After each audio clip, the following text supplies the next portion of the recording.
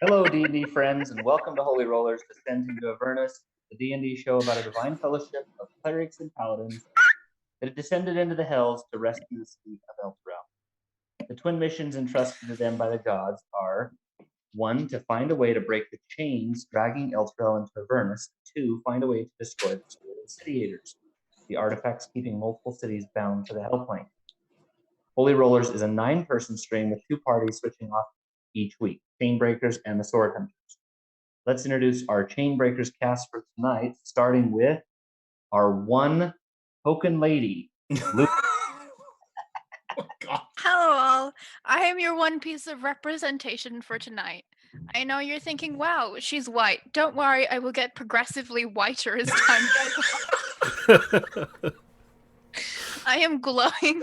My webcam is broken. Everything's fine.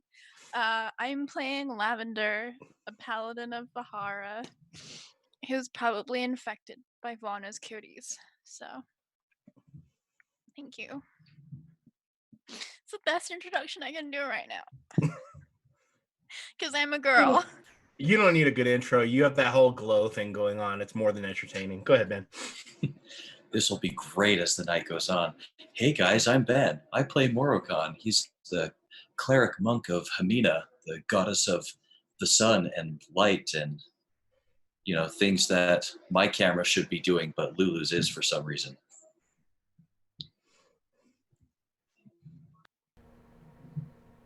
Jeff. That's it. Sorry, I thought he was going to say more. I'm Jeff. I play Gizik, the reluctant follower of Sigrund, mother of hags and runes. And I'm Lulu. I play Lavender. No, that's her. My bad. I am Sage of Sorcery, also known as Matt, and I play Sister Fadaver, the self-righteous paladin of Bestera, goddess of healing and protection and chastity. I'm Ryan. And you're frozen. A recap. Last time on our Chainbreaker stream, the priest, leading a group of refugees, saw 4 cloaked figures enter a house. Suspicious, they checked it out. Aelin saw a giant demonic creature striding in the distance, so she dropped something in Lavender's bag and left, saying that she had business to take care of. So the party entered the home to find 4 ghasts eating a person. They pretty much annihilated the ghasts and discovered a small girl, Shora, who clung to Lavender. And they have now escorted the group of refugees to the north of 2 bridges connecting the 2 sides of Elturel. The 2 bridges are each known as Porn's Bridges. In the distance, standing in the center... I'm sorry, I heard Porn's Bridges. What is the bridge? Oh my, where's your mind going? Torm. Okay, well, my mind. I'm just saying. You might want to speak into your mic. Or hell, bro, but like, just saying, this is a G-rated stream or PG-13 at the most. Like, Torm. There's no way to even like emphasize that in Spanish or something. Torm. So okay, you know. Torm. Very good. We're on our way to IHOP. And in the distance, yes, IHOP. We're going to the High Hall, also known as the IHOP. In the distance on the bridge, these are big old long bridges. Standing in the center of the bridge is a group of devils, and they look like they're just casually hanging out there, obviously on not doing anything. They look like they're just waiting around. And we also noticed their holy runes that mark the bridge. They're centered around the balusters at the ends, and then you see they're marked all the way along the edge of the bridge. So you have the cover of some houses and whatnot. You could sneak out to the bridge, but if you attempt to cross the bridge, they're going to see you after you get about 20 feet on the bridge. They're going to easily see that you're out there. So how would you like to handle this, team Swordbreakers? We're Chainbreakers. Yeah, you can break swords mix, and chains. You just mix the streams. Like, we're the Chainbreakers, not the Sword Hunters. And Across now we're breaking. Streams. Oh no! Don't cross the streams, DM. Now we're breaking. Now we're breaking chains and like, I think Sister Fadaver is going to turn to Lavender and say, I see devils. Is the bridge secure? Does it look like they have something rigged to knock it down if we try to cross? Sister, I see devils everywhere in hell.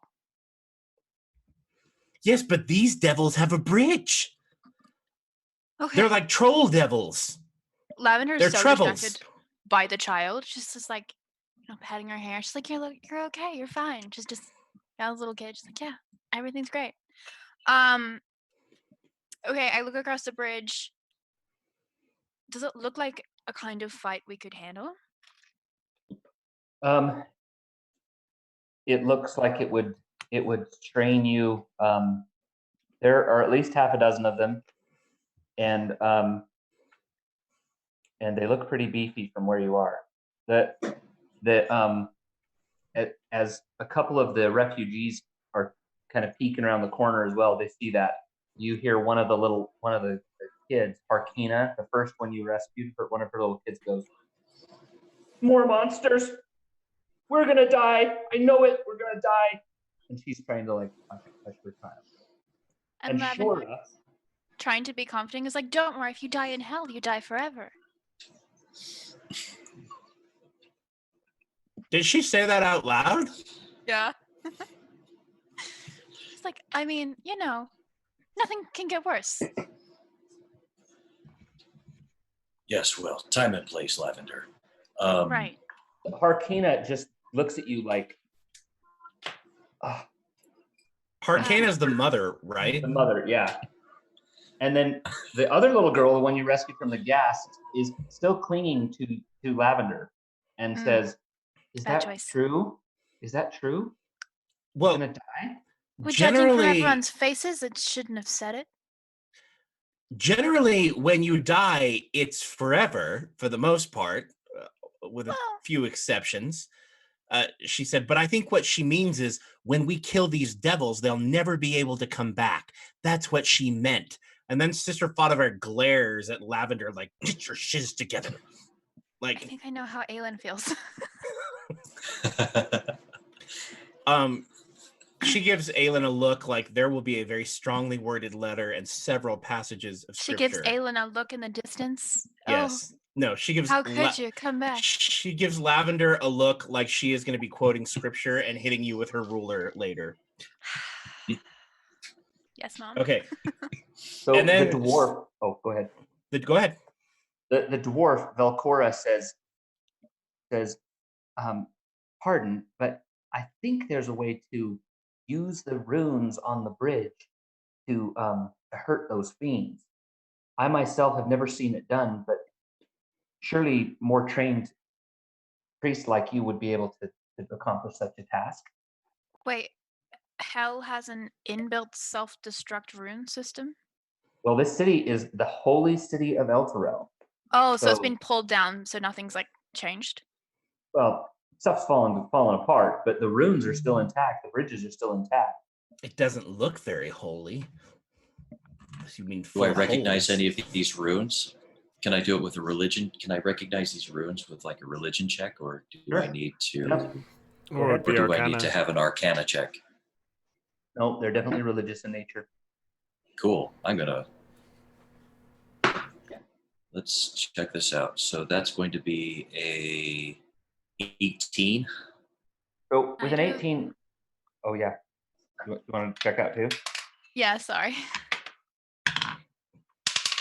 Get that. Oh, that's a natural 20 plus 12. Oh, you win. Okay. I got a 28 total. Yeah.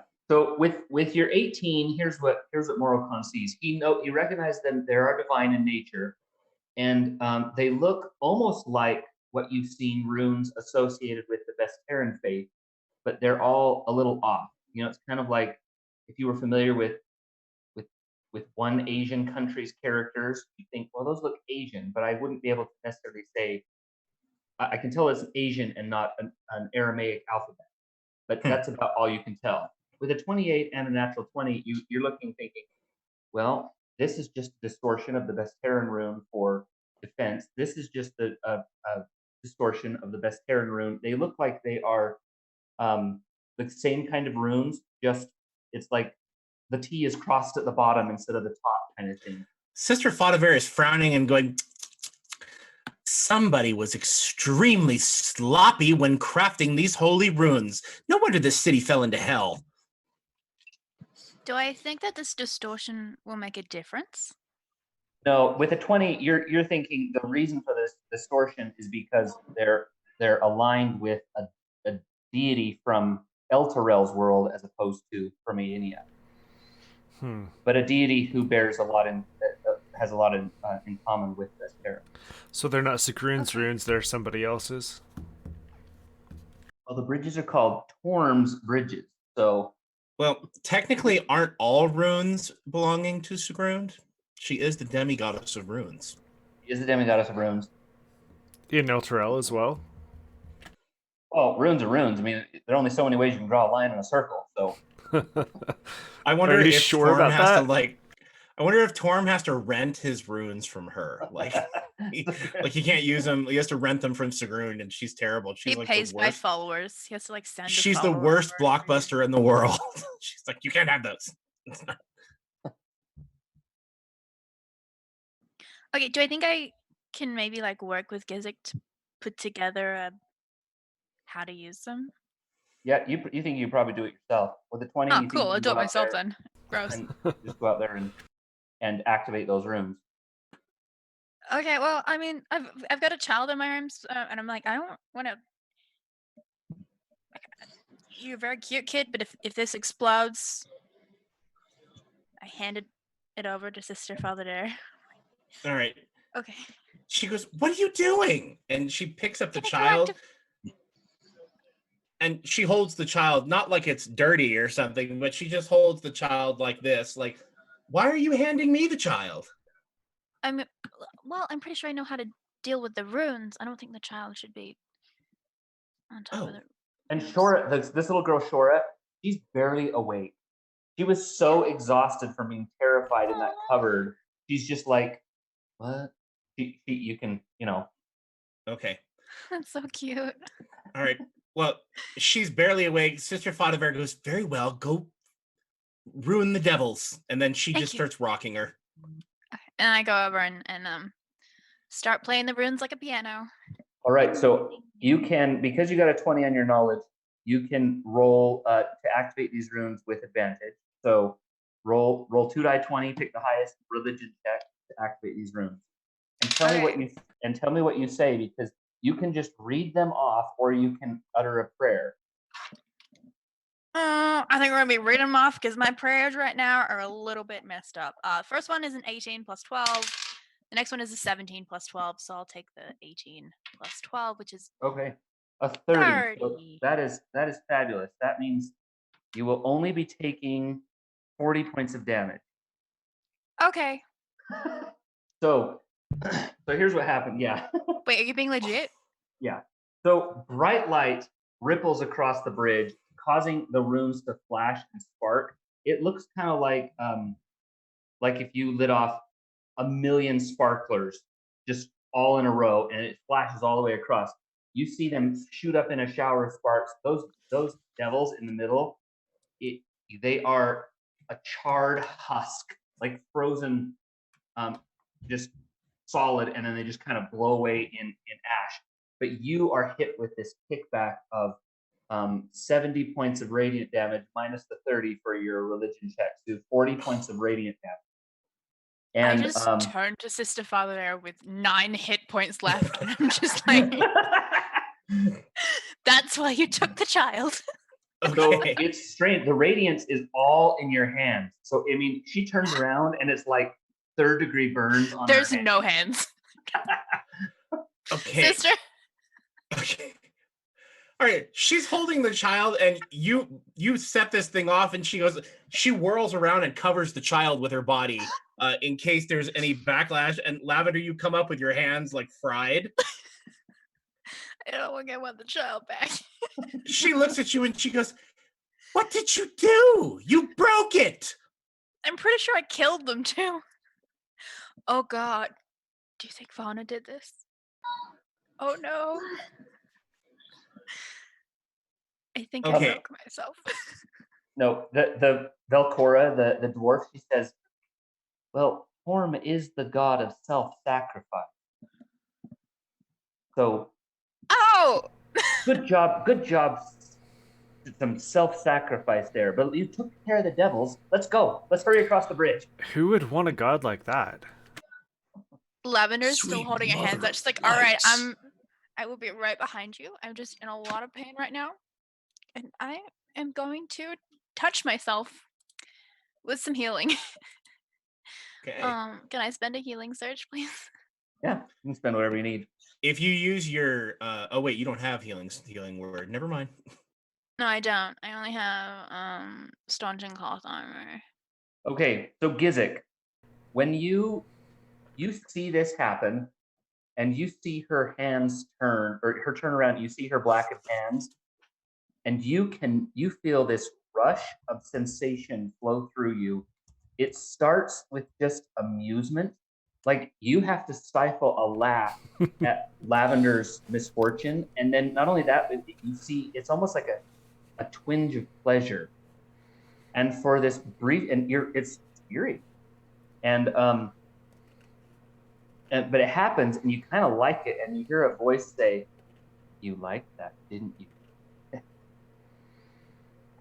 And you don't know where it's come. It just seems to echo in your head. You don't sense it from outside your head, but you liked it, and you can't help yourself. You liked it. Okay, but I'm also secretly annoyed at whoever's controlling my emotions and thoughts. Does he? So they're like forcing me to like it, but I'm also like resisting and annoyed. So does he emote anything as he sees Lavender's fried hands that we could see? I think he starts to laugh, not really loud, but kind of chuckling, and then he kind of like grimaces and chuckles a bit more, and then stops. I think like Lavender's so used to Aelin that she hears the chuckling. She's like, "Come on, man." Just like, yeah, no. Oh. No, she would probably genuinely be pleased to see a little bit of minor trauma. This is minor trauma. 40 points damage. Minor. You're on your feet. Left? You're standing up. You're alive. It's a bit of cartoon damage. Cartoon damage, rude man. No, Where's the anvil at? it's like it's a cartoon. If this was a cartoon, it'd just be like my skeleton, like hands, like still moving, like. Okay. Basically, the bomb just exploded in Wile E. Coyote's hands right now. So yeah. If Gizik starts laughing, Sister Fodder swats Gizik with her ruler. Who knows where she produced this ruler from again? And with that hit, she's going to use Righteous Smite and Resurgent Smite on Lavender, and grant her another healing surge plus 11. Thank you. So Gizik, you start laughing, and Sister Fodder goes, "Mr. Gizik," and she swats your hand, and then some glowing energy comes off of your hand, and then she just sends it over towards Lavender. And then I laugh. So Velcora is like she's seeing this, but she's trying to get people to go behind her to bustle across the bridge. She doesn't have time for our nonsense. Well, she just is like, the coast is clear now, but it might not be in 5 minutes.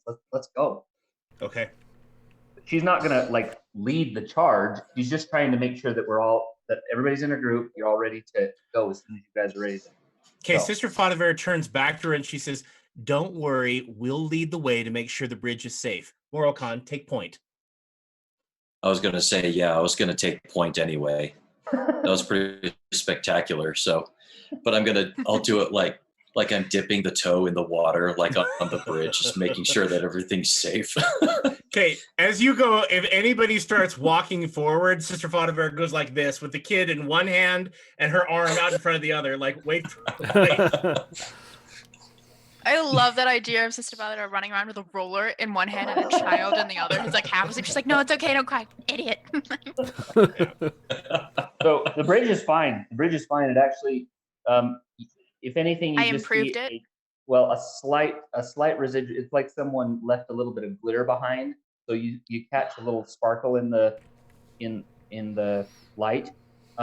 But you Hell's can tell that's true power fading. is glitter. And Well, Duriel was The here. whole party And- now and is just there- yeah. And Duriel was here. Okay. It's JT's anniversary today, so I guarantee you he's not watching, but But he's Right. covered in glitter. I'm sure, well, I don't know how he celebrates his anniversary. Maybe they are. I don't know. Moving on. We should show up to his house with a handful of glitter. Just As Just we're send him an crossing- anniversary card just filled with glitter. that's What a you do to really people good who you idea. love. As we're crossing the bridge, I'd like to look over the side and see what I see. Is it like a cliff face, or is it like a river of lava, or what's It's this like- bridge going it's like- across? Yeah, it's going across the battleground of Avernus. You can't. You're too far up to make out any clear shapes, but you can hear the sounds of battle, clanging and banging, and occasional little things that sound like explosions. There's a battle raging underneath there, and it sounds vicious and brutal. There's no organized sound. It's not like you hear weapons in unison or anything like that. It's just constant crazy din of battle. And you look over and it's like ants swarming around. I mean, you can't really see from this height, but it is. You can tell it's just like you don't want to fall off. You'll die. Before we cross the bridge, can I just like scratch a little rune of Vahara into the side of the bridge for Aelin Yeah, to help her find us? sure. Cool. You get zapped with another. No, I'm just kidding.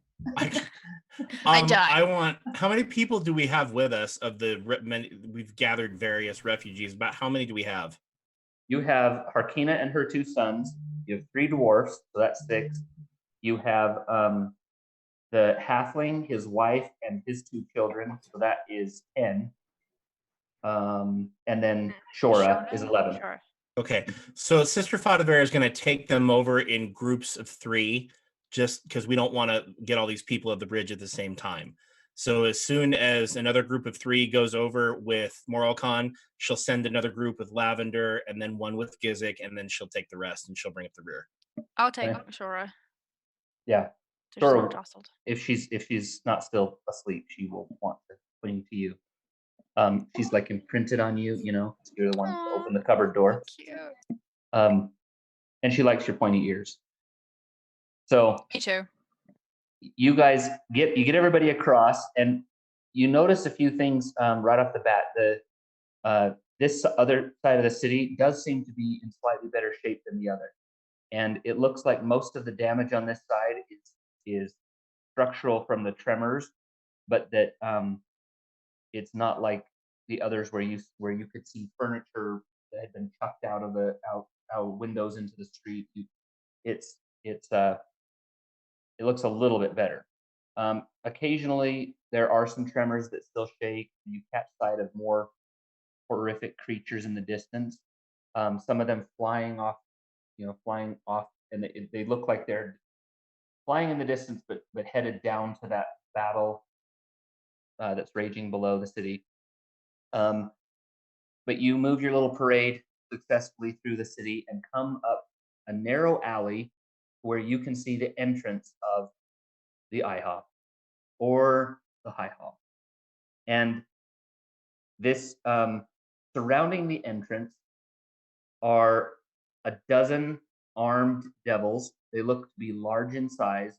Each of them is carrying a big spear halberd looking thing, and they have a chain. Hooked to each of their chains is a hellhound. So it is 12 big old guards with 12 hellhounds. I mean, it is so overwhelmingly terrifying. And you're looking at this just kind of come up short, like, oh shoot, we're supposed to get in that door through that. And Velcora, like, she's gotten a little bolder. You know, her the brash dwarfness is showing through. She pushes her way forward, looks around the corner, and she just like slumps down. And she's like, well, this is just great. I mean, you all have been amazing at helping us, but that there is beyond even your skills. All right, she looks at their sister Fodavera interrupts her. She looks like she's on crack. She's like starting to twitch, and she's like, look at all of them. And she draws her greatsword, and she's like, what do you mean? We can take them? And she looks like she's about to charge all 12 of them. Velcora is like, let's grabs not onto- do this. No, we can take them. Look, there's only 12. Is she still holding the child? No, I've No, got the Lavender child. took her back. yeah. Lavender is starting to like. She's gotten out like a little like blanket from her pack, and she's just like hitching the child like around her chest. Like, nope, sister's not getting this child back. Yeah. All right. Yeah, Velcora She's- like grabs onto Sister Fodavera's cloak or cape or whatever, and she's just like, no. What are you doing? Look at them. Look at they want to be smited. Smitted. Smitten. She didn't do well in English.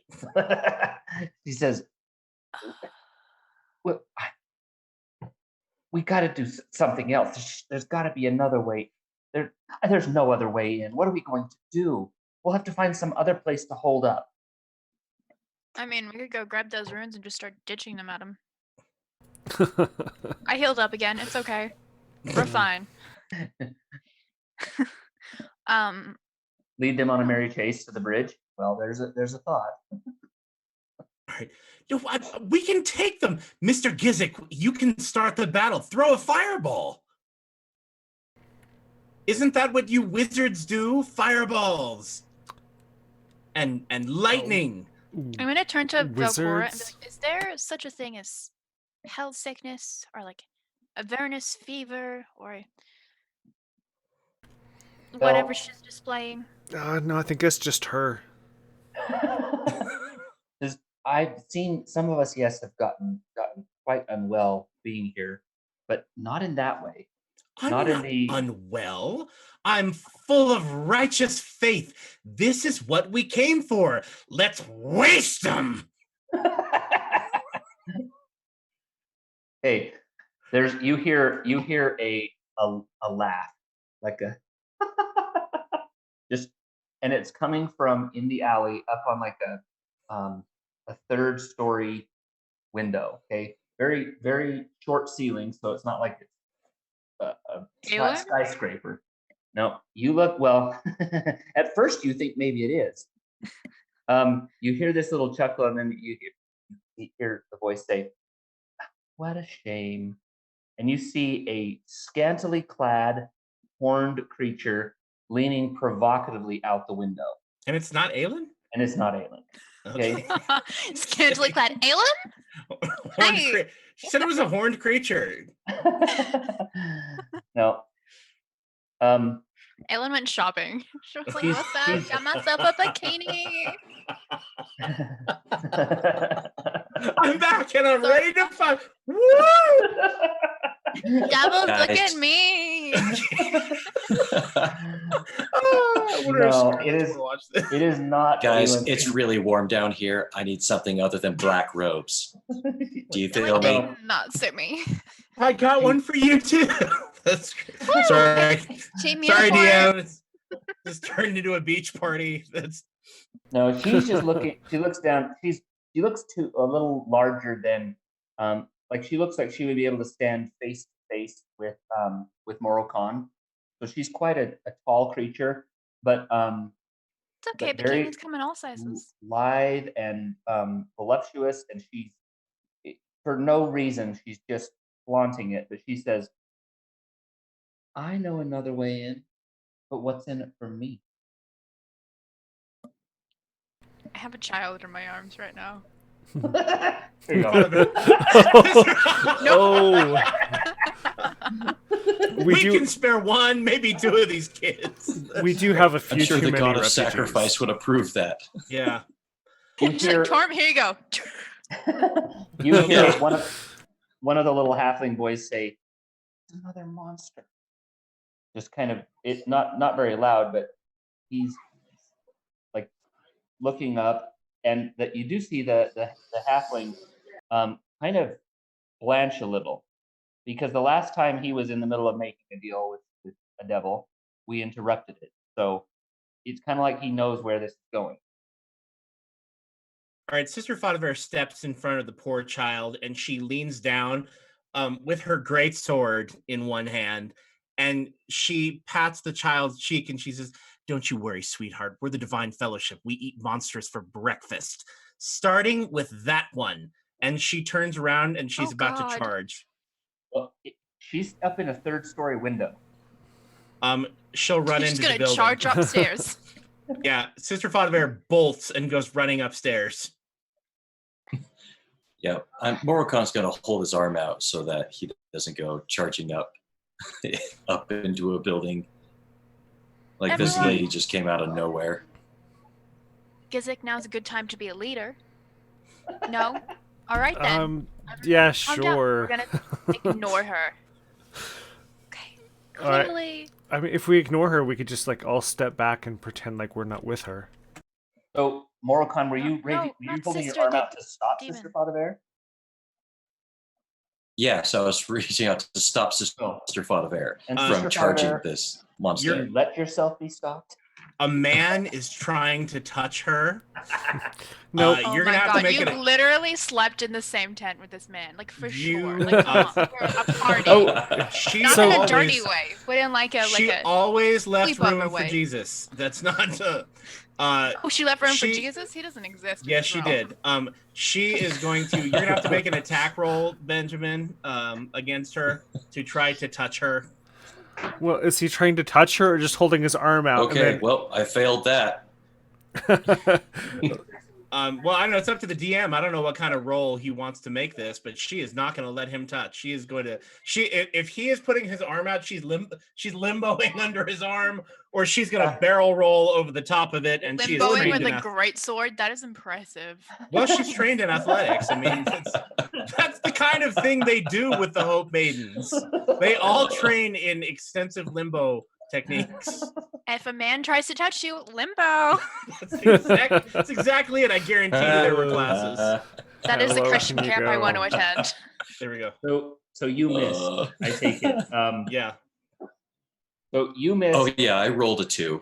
And Sister Fadaver goes like sliding right around, charging in, and as you look, Sister Fadaver, you look up and you see this devil. See you start to run in, and she goes, and then there's this flash of brimstone, and she disappears before you can reach the building. And about 3 seconds goes by.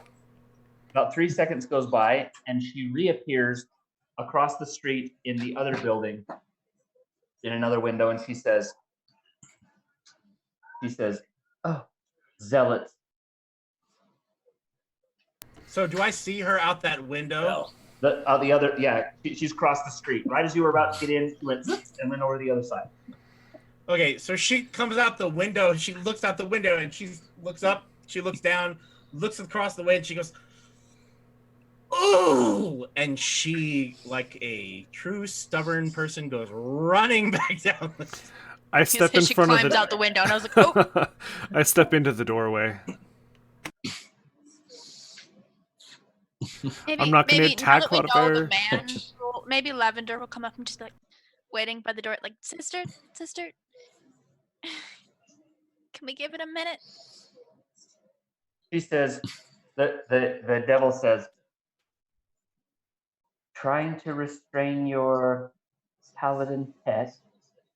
This is Actually, so I'm the paladin. amusing." Well, she's a paladin too. Sister's a paladin? I thought she was a cleric. She's got a great sword. No, she's a paladin. In person. Yeah. Oh, honestly. Lavender just figures out that she's She's not a like, cleric. Huh, But she, this but she explains so saw, much. but she saw Sister Faudever like agilely dodge Morocon's grab, and when Sister Faudever bursts out of the building, she says, "Spry little thing, aren't you?" And Gizik is in When the she way. wants to be. Yeah, I'm just standing in the doorway. Mr. Gizik, Best leader anywhere. Yep. kindly remove your perspirations. Oh, you sweated on her? We need to slow down here, figure out what's going on. I think this demon is affecting your mind. Demon? I am not demon. Can we make Demon, a check to devil, see what she whatever. looks like? Yep. Make a religion check. Ooh. Okay. 18 plus 12. That's a 17. So I think she thinks it's more Rastafarians. Yeah, 16. She's not sure. Well, 21. it's definitely a fiend. What'd you get, Lavender? 30? 18 30? plus 12? 30? Okay, yeah. Jeez. I'm She a studied. smart girl. She studied, yeah. So you can tell she is indeed a devil. With a 30, you can tell she's a cambion. So she looks like she's probably the offspring of like a succubus or an Araignées, and Elves, right? So she is some sort of there's fey looking features, but she's definitely more devil, or her devil blood is manifest further. She's trying to pull off the succubus look, but you can tell there's some there. She's not pure devil. I appreciate it. I can see the attempt. It's all good. It's working. But she looks down and sees this whole interchange between Sister Faudever and Gizik, and she says, "Look, if you want to try to fight, I'll just leave, and then you'll still be faced with the same conundrum. How do you get into the High Hall past a dozen soldiers and a dozen hellhounds? You can't do it. You'll throw yourself into a fight that you can't win." This must be kill you good in feeding seconds. ground for you. Do you just wait for people to come by trying to get in here? She says, "No, I've watched you for the last 20 minutes or so. I wanted to So see you've what been you're up to." bored? Do you not have friends here? "Oh, honey, this is not about me." No, you just followed us for 20 minutes. It's not often that you see a group this large traveling unmolested. Strange. What can I say? I'm strong. Unmolested. She says, "We're here to put evil afoot. We are the molesters." Wait. We are here to... You know what? Just come down here so I can kill you. No, if you're going to leave, I think now is the time to leave. We don't are make not deals a with you. molester's sister. She says, "You don't want my help getting into the High Hall." And the Oh, I don't dwarf trust you. says, "If there's another way in." She probably doesn't know another way in. Devils are liars, manipulators, But untrustworthy. they can't go back on a deal. We just have to make sure that the deal is, well, solid. You weren't ever great when you went down to the markets, were you? We could She give says, it a try. these are extreme circumstances. Or we can do literally anything else. You are not No. suggesting that we make a deal with the devil in hell. I mean, isn't that the opposite of who we are? That So the dwarf says, "I'll make a deal with you, devil. Tell me where it is, and I'll make a deal. What do you want?" No, Gizik! Everybody, calm down. We can talk this out. We don't have to just start jumping up and making deals. Any deal we make will probably be bad. We can try and make it yes, good, but almighty leader. it's not going to work out for us. The devil says, Still "How might about be just an better than exchange? those hellhounds. How about just an exchange?" What do you want? She's kind of looks around and she looks at Morocon and she says, "How about that pretty blue thing on your chest? Damn, Morocco, That you're looks- attracting the ladies lately. That looks interesting." And you can see she's obviously referring to the cold heart of the sea, the His gift old you got lady from- jewelry. Yeah, but you in your head you have this image of Madrigal going like this, like wagging her finger, saying, "Don't you dare!" As you're thinking of what Madrigal would have to say about you giving her gift to a devil. You can do what you want, but that's what she says. What about that? What about that little thing in your chest? It doesn't really go with the rest of your attire. Oh yes, I'm aware, but I do fear greatly what would happen if I were to give it up. So I'm afraid that's going to have to be off the table. I have a lantern. Would you like some light in the darkness, maybe? Says, "I can see in the dark, honey." It's a lantern. She says, "Are you sure you don't want to trade that little flower, a trinket, Why are you so interested for in the it? lives?" She says, "Well, it's the only thing I can see there that is that unless you would like to empty your packs and I evaluate a similar gift, something that we could exchange. But at least what you have on your persons, that's the only thing that looks interesting to me." It's a piece of nothing jewelry I- from an old lady. A gift? Is that all you take as gifts? Well, we could do a service for a service. How's that? And what type of service are you looking for? She's probably going to want us to eat a child. She says, Oh, hush.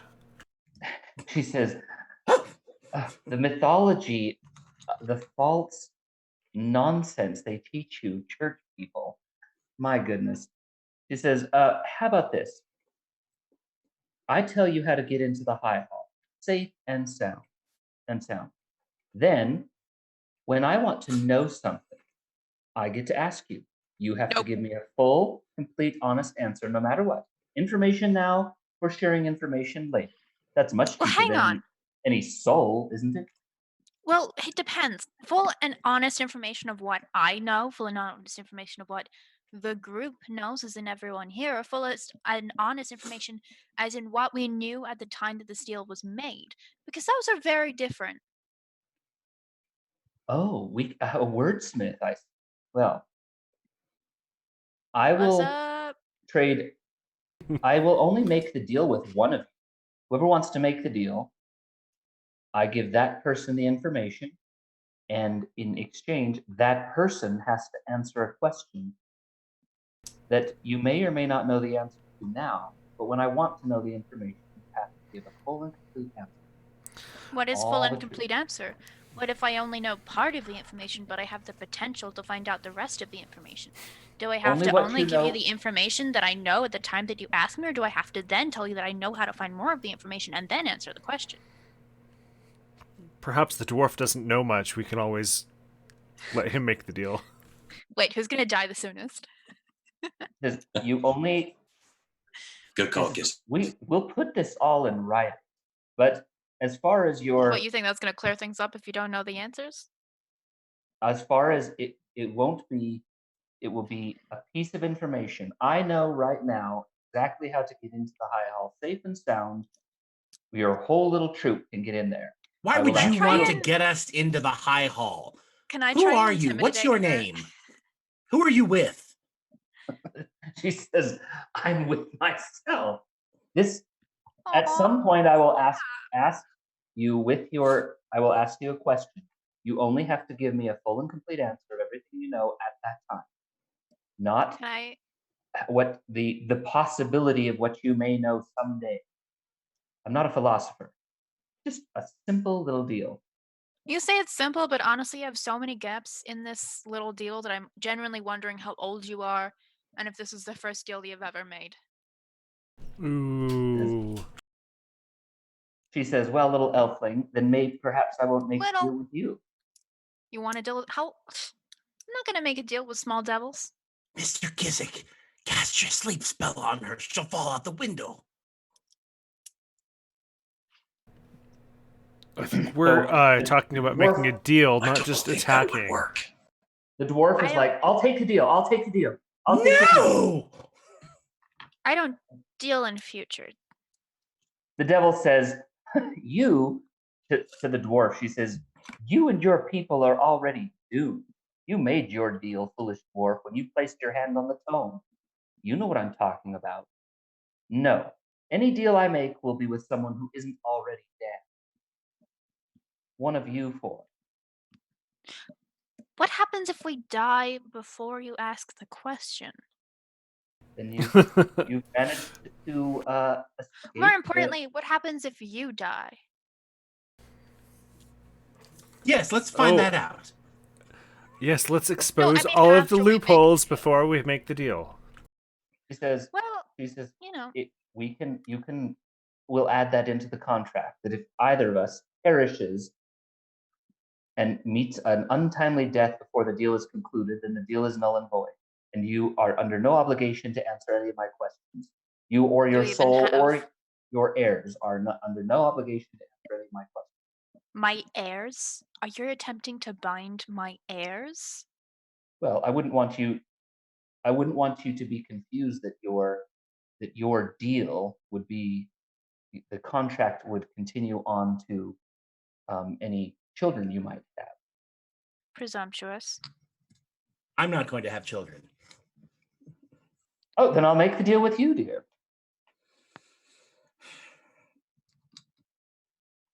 What's your name? He says, my name is unimportant. Can't sign a contract without a name. I agree.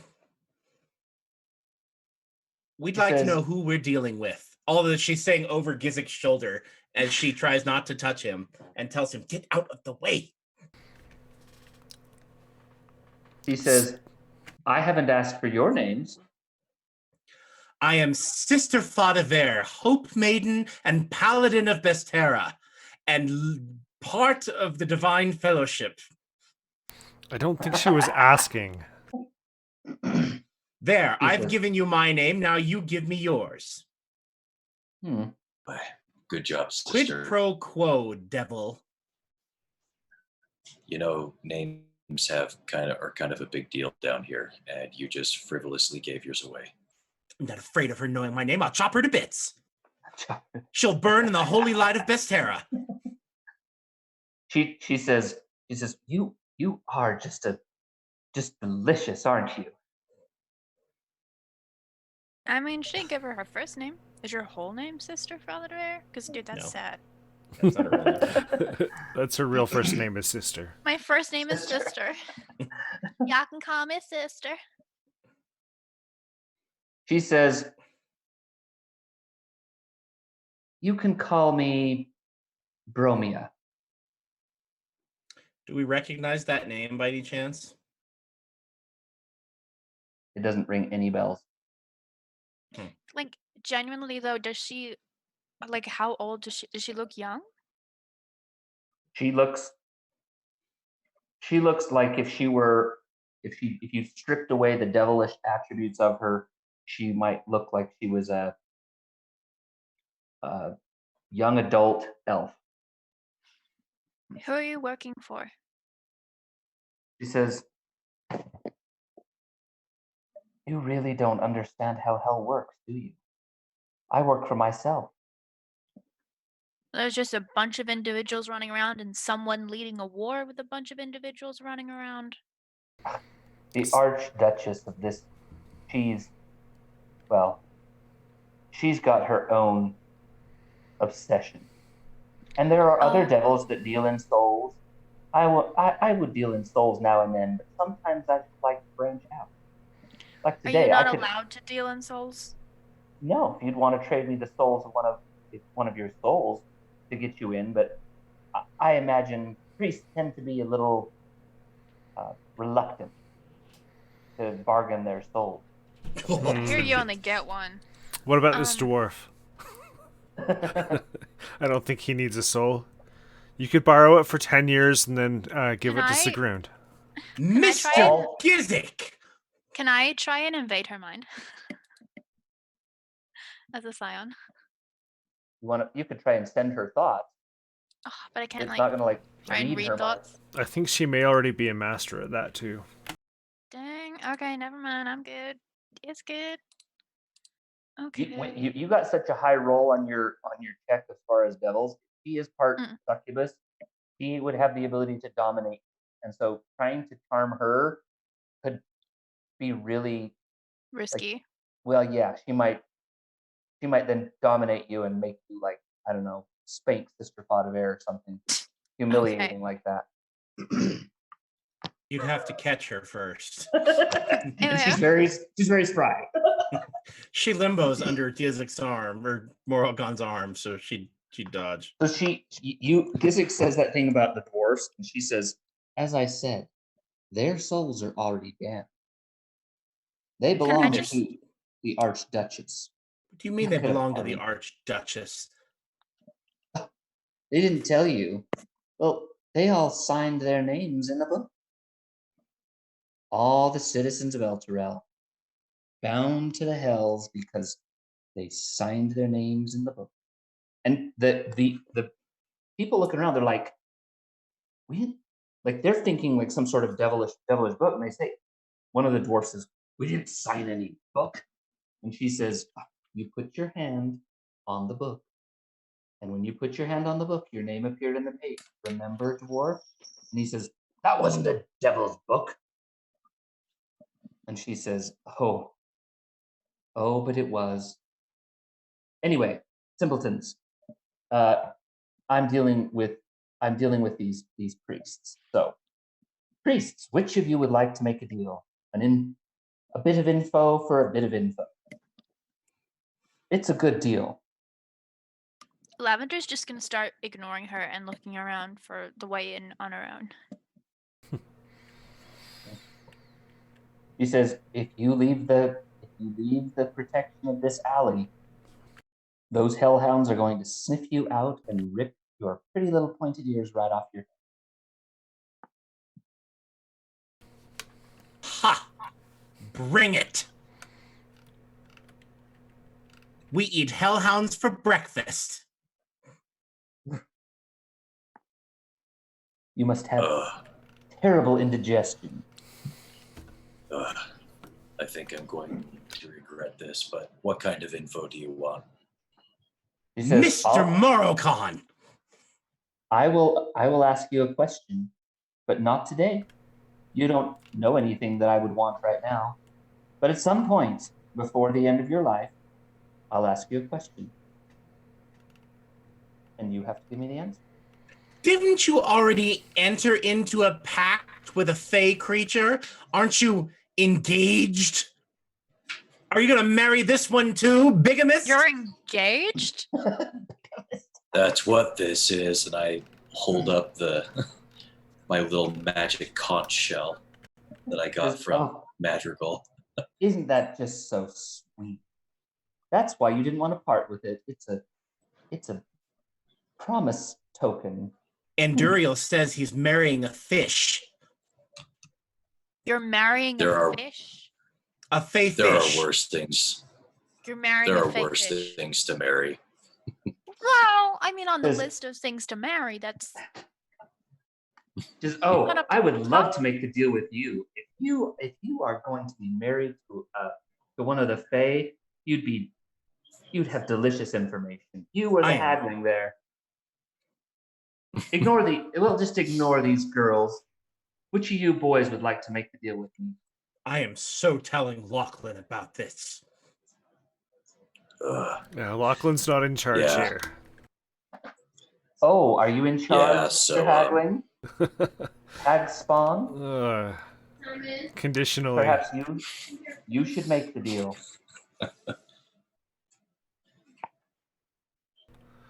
I've already entered a deal that I'm already regretting, so I'm not Hey, sure. Gizik, you Yeah. wanna- Why don't you do it? I'm not sure I want to give up my secrets. I'm not sure I have any secrets, but I don't know what the future will hold for me.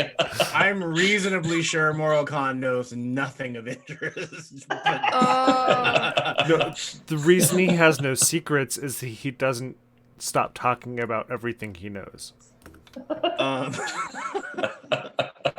He learns something new. Okay. Everybody knows it immediately. okay, Sister Fadavera pulls out the big guns, Morocon, and she looks over Gizik's shoulder and goes, Hemina would be ashamed of you.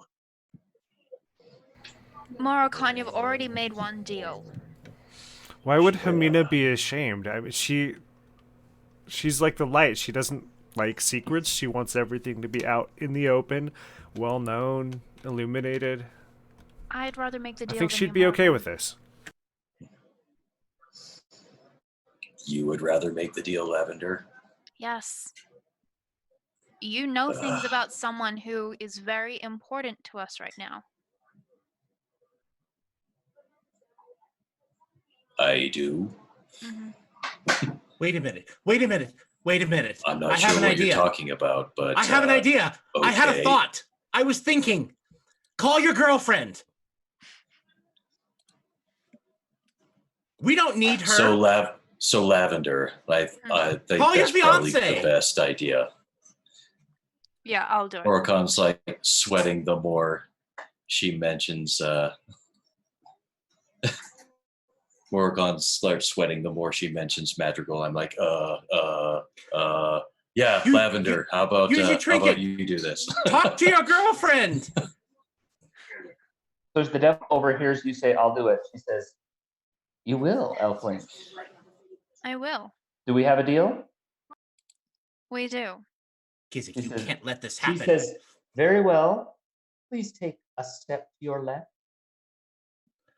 I like look at her awkwardly and like sort of like sidestep, like okay. Yeah, okay. There's this like burst of brimstone, and the thing that appears there is the most pathetic, twisted, horrid-looking creature. It looks like a human that has been tortured and beaten. There are brands all over him, except for one spot on his back that is perfectly clean and perfectly there. And he's like hunched over with his back right in front of you. And Cover Shore's eyes, realizing that she was still in my arms. yeah, and the devil looks down and starts to describe with her finger, and you see infernal runes appear across the blank spot, and she says, there, everything that we've agreed to, all you have to do is apply a single drop of blood to the final rune, and the deal will be complete. Can I read it first? Still doesn't seem fair. Okay, I read it. Does it look like what I've agreed to? Do you read infernal? No. Then it's gibberish to you. I want a copy, an exact copy that I will sign in a language that I understand. You say that to her? Yeah. She says, contracts are only valid in infernal, but if, as you will, and she snaps her fingers, and the flesh off of this guy like peels off, and it leaves behind a piece of flesh, and imprinted on there is the same contract but in Elven. That's not what I meant. Oh, that's not what I wanted. Okay. The infernal contract is still there. Kind of, the runes are blazing. It's still waiting for your signature, but you can see this like strip of flesh with Elven writing on it.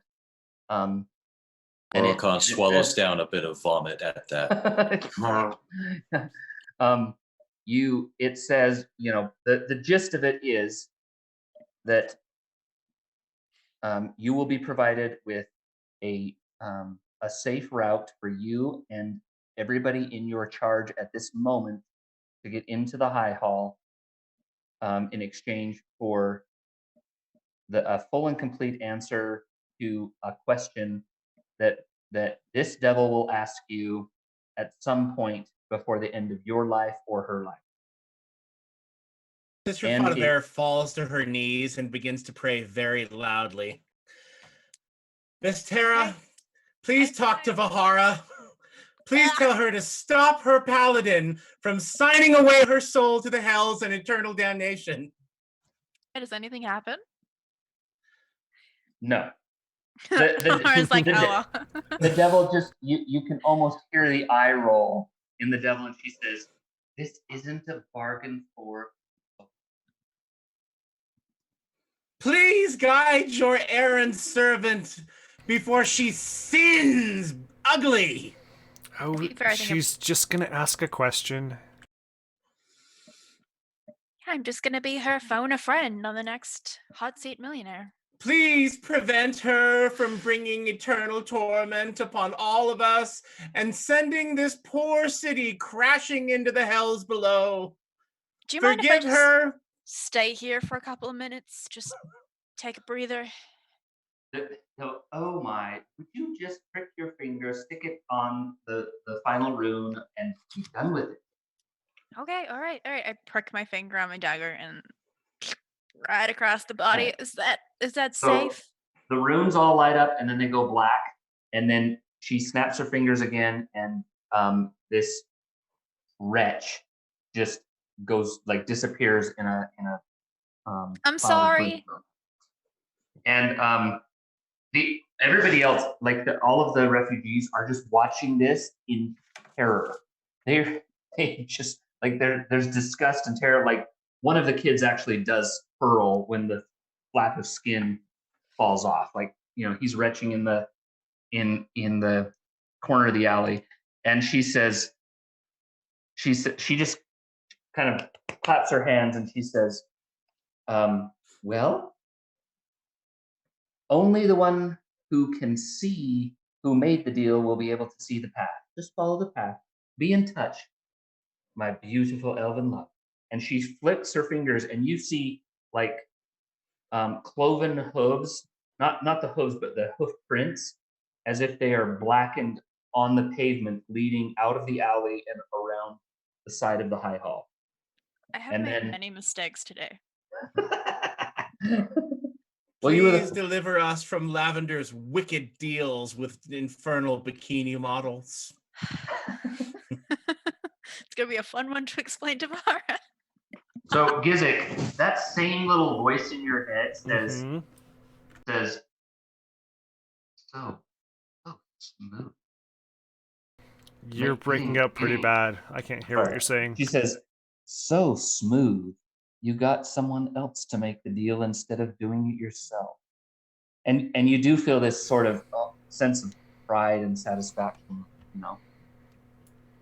urging Morocon to do it, and then it getting somebody else to do it. And oddly, this time I don't mind it as much, even though I know it's influenced.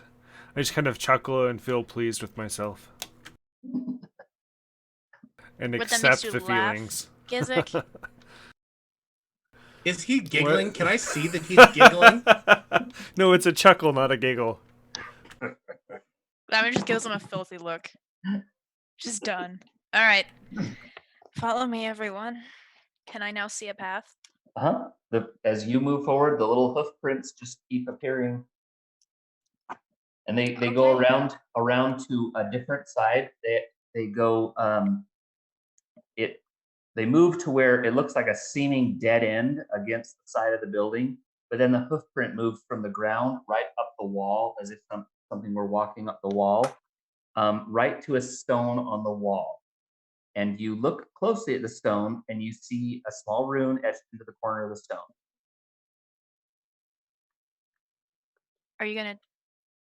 I have to touch that? You don't have the last time you touched the rune. But she promised safe and sound, so. Once again, I'm going to turn to Sister, pass her the child, just in case. You could ask her to touch the rune. No, because I can see the path. She might not notice. She's the entire way you've been leading everyone around. She's been blistering Gizik's ear. I can't believe you let her do that. You're in charge.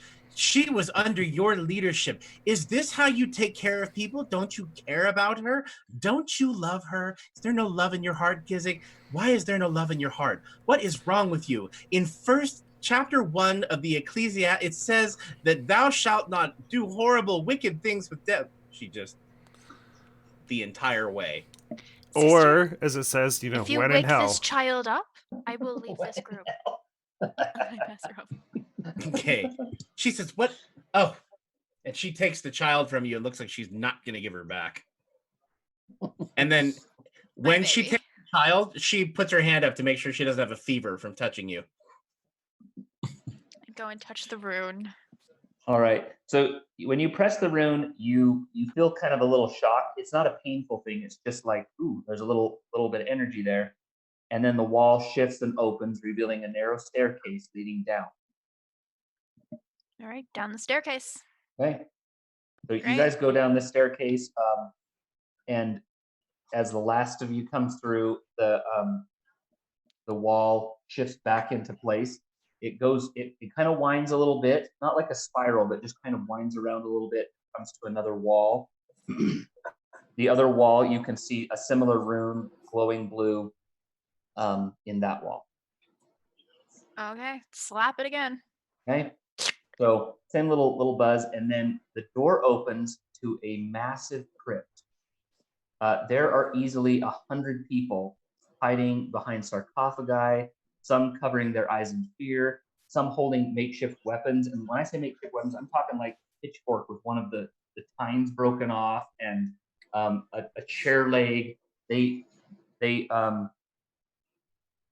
look haggard and frazzled. And there is one woman that's kind of stepped forward a little bit between the rest of these masses and whoever's coming through the door. Her gray hair is matted with sweat, and in one arm she's holding a leather-bound tome. It's actually bound with a strap around her, but she's kind of still holding it. And another one, she's holding as steadily as she can a big silver mace. And as you step through, you hear her. She says, "Oh, thank Torm. It's people, everybody. Come, this place is safe." And then you hear another voice say, "For now." And there, the refugees, these people that you're leading, like scramble into the room. That the child Shora is like reaching for Lavender. Turn around and take her. No. Sister Fadavera runs to the back. So as you go in, as Sister Fadavera goes in, kind of moving away from Lavender, there is a brown robed, not a brown man, a man in a brown robe, a brown robed man carrying a simple staff. He sees you and he says, "Shora, oh my dear, you're alive!" And he drops the staff and runs to you. Not my baby. Shora practically leaps into his hands. She lets him go.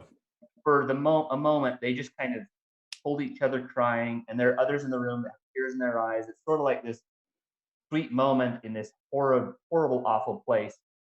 And you hear her call, saying, "Uncle, they killed mommy, they killed daddy, uncle." So this is obviously her uncle. And I thought we were gonna have an orphan NPC. Yeah, no, That's okay. no. But because she's an orphan, she can grow up to be an adventurer. Most adventurers start as orphans. It's because I hand her my business card. When you're ready to adventure. Yep. She ran away from you because you made that deal with the devil. She senses you're unclean. I think this whole Avernus thing is going to spawn thousands of adventurers.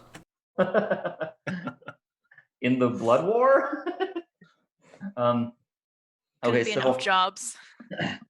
The woman with the book and the mace, she says, she kind of steps forward and says, "I'm Faria.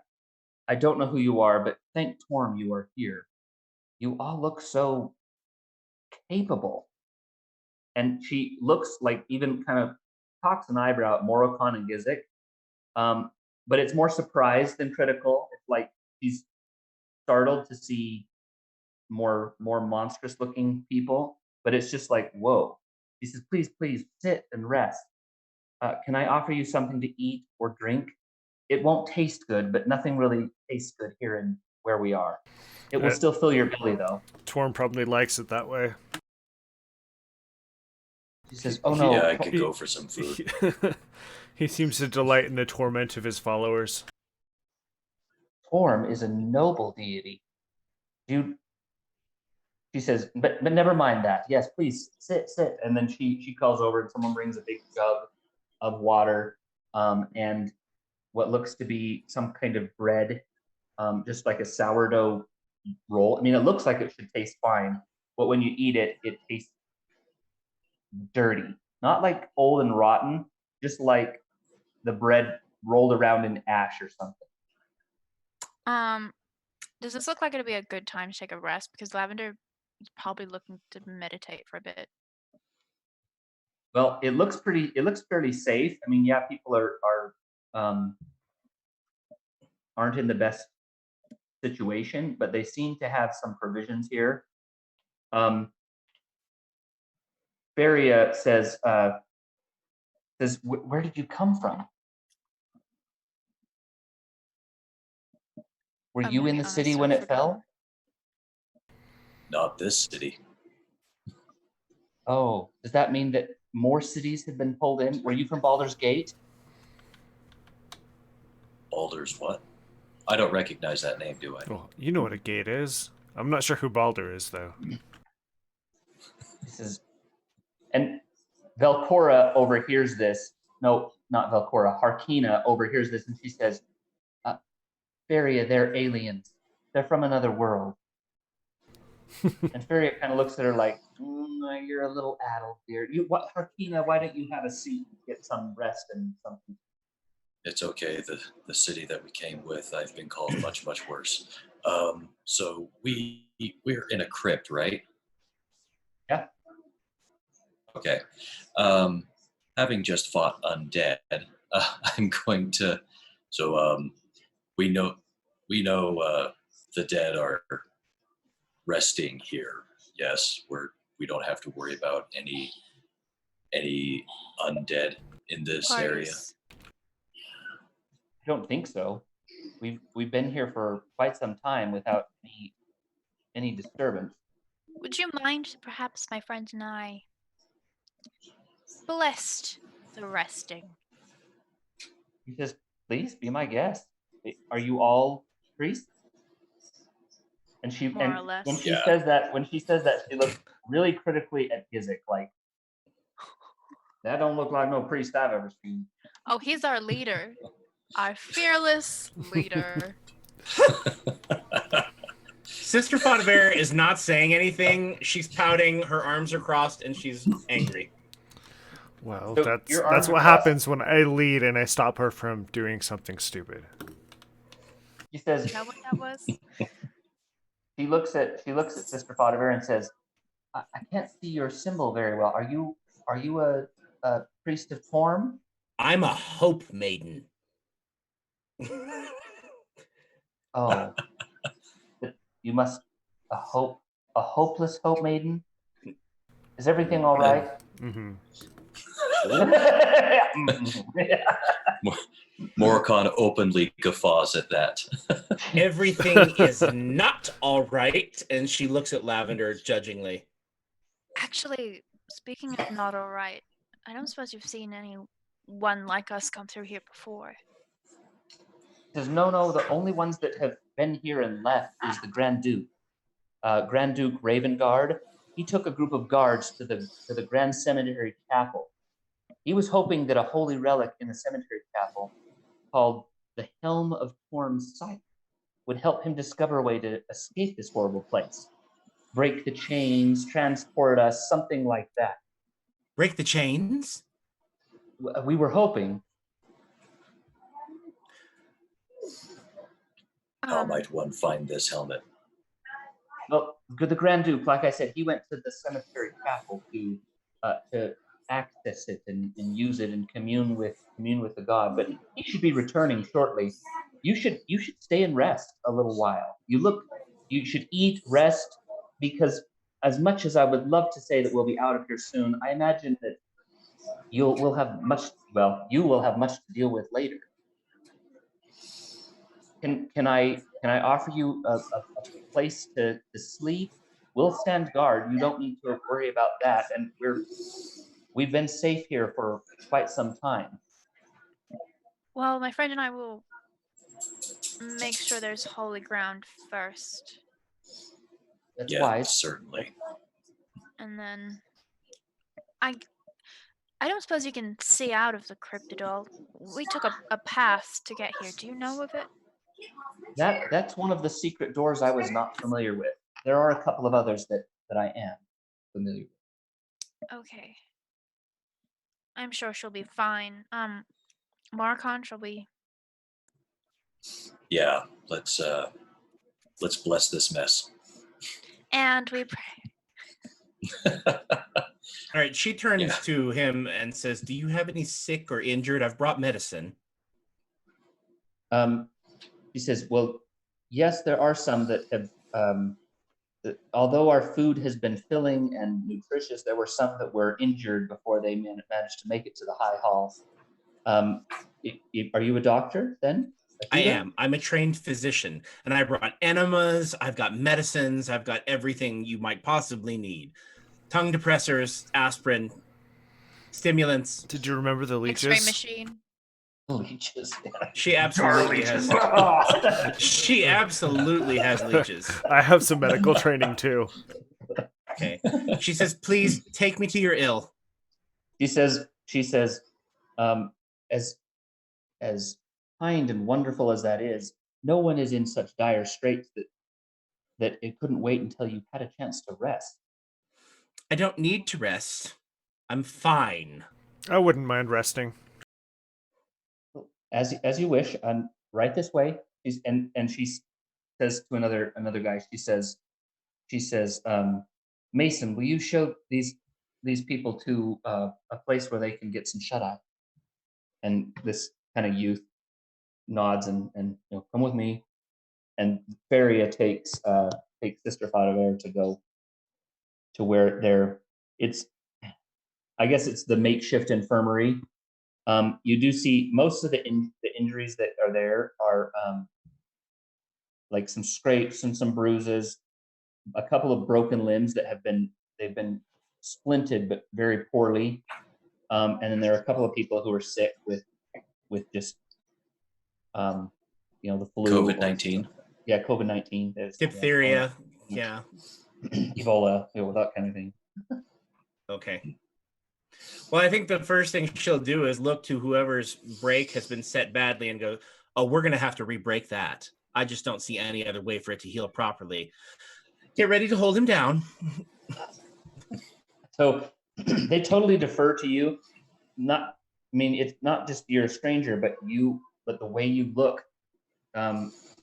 No one else is dressed in anything that looks like official garb, and you have this symbol that they don't know what it means, but they don't really care. It's a new face and someone who looks like they know what they're doing. So anybody nearby just jumps in like doing what you say. Okay, if people are paying attention to her, then she starts preaching while she's tending. She tells them she's a hope maiden of Bestera, the goddess of healing and protection. And she says Bestera sent her here to help you. And do you know about Bestera? Do you have a few minutes? I can't believe I made a deal with the devil to get here, and we're going to be kicked out. So while the proselyting is happening on one side of the room, the other side of the room, you guys go and find they have some, it looks like they've taken cushions and some makeshift mattresses, whatever they could find. And although it's not filthy, it's not, they haven't been able to clean much out. So it's tolerable. It's not stinky, but it's a place to lay your head. You guys want to lie down and look for some shut eye? Yeah, I'm going to start meditating and thinking about we're praying to Bahara. Okay, so you get into this your meditation, and immediately as you start to think about praying, you as you lay your bag down, the golden stone that Aelin had rolls out, and so you're looking at the golden stone. What was left after you slew the celestial elephant. Yep. Yeah. After I began my Yeah, we remember. down After to debauchery and evil. Yes. her holy fought murder. This is how And- archdemons are made. Welcome to Holy Rollerz. So First she murders a celestial, and then she makes a deal with the devil. That's all. Just step 1, step 2. Yes, I look at the carcass of the holy animal that I murdered. Yeah, and it seems to be glowing, and it's just but it's sitting there. Do you want to mess with Pick it up and I'm like, ale it. So as you pick it up, it feels warm to the touch, and you feel a strong sense of peace holding it. Like some of your worries just sort of melt away, and for a second, it feels to you that everything looks a little brighter.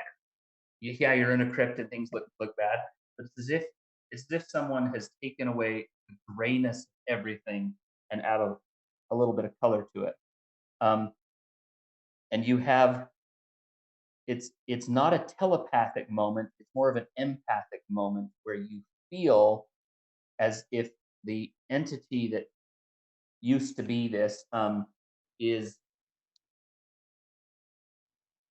embracing you or extending affection towards you.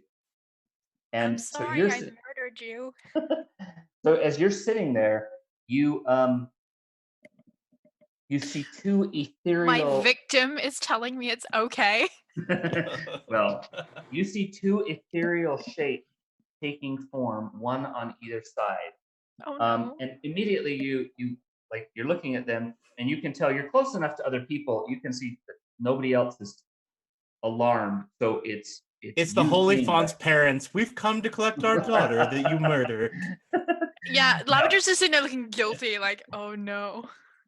No, here's what you Is see. this heaven's jail? Am I going to heaven's jail? The first of the figures is it's an older man who has two little tufts of white hair behind each ear, and he has a conical hat that is bright orange. Dad? No, not Dad. It has pairs of shapes, so like two circles that are right by each other, two squares that are right by each other. Like all the shapes are in these identical pairs, and then a bright orange robe with the same twin shapes on it. And he has a long thin beard and long thin mustache that he's kind of twirling this long mustache down here on his finger. And it's a skinny bony finger. Make a religion check. Okay. Of course it fails me now. 5 plus 12. Okay, a 17. You are not sure who this is. What you know, the little hair twinned shapes on his robe, it stirs something in your memory, but you just can't quite place it. The only thing you can place is that you remember learning about it as part of your training as a paladin. So God, I'm about to be kicked out of. well, you associate him with your faith, but you're not quite sure who he is. He's from HR. He's from HR. Come to Am do I an being audit. suspended? We're gonna need that hammer, miss. Please turn it. So he's on one side. On the other side, you see a young woman with hair that's like kind of messy, and it seems as if it's blown by ever-shifting wind. She's wearing a rich dress, but it's torn in several places, and not stylishly. Like it's like she's got a run in her pantyhose and these tears in her. One of her knees looks straight, and she's wearing a pair of high-heeled shoes, but one of the heels on one of the shoes is broken off. So she's kind Oh of my like, God, are you the ghost of my future? okay. Is it like Ghost of Futures Past, and it's like Ghost? It's like, if you continue along this path, you. I was just gonna say you work with her now. So she also has a faded scar on one side of her face. This is your new supervisor. Yeah. This is your new mommy. One of the woman's eyes is dark green, and the other is like a deep red that seems to flicker with silver light. Make another religion check. Oh God. This one's harder, so 17 plus 12?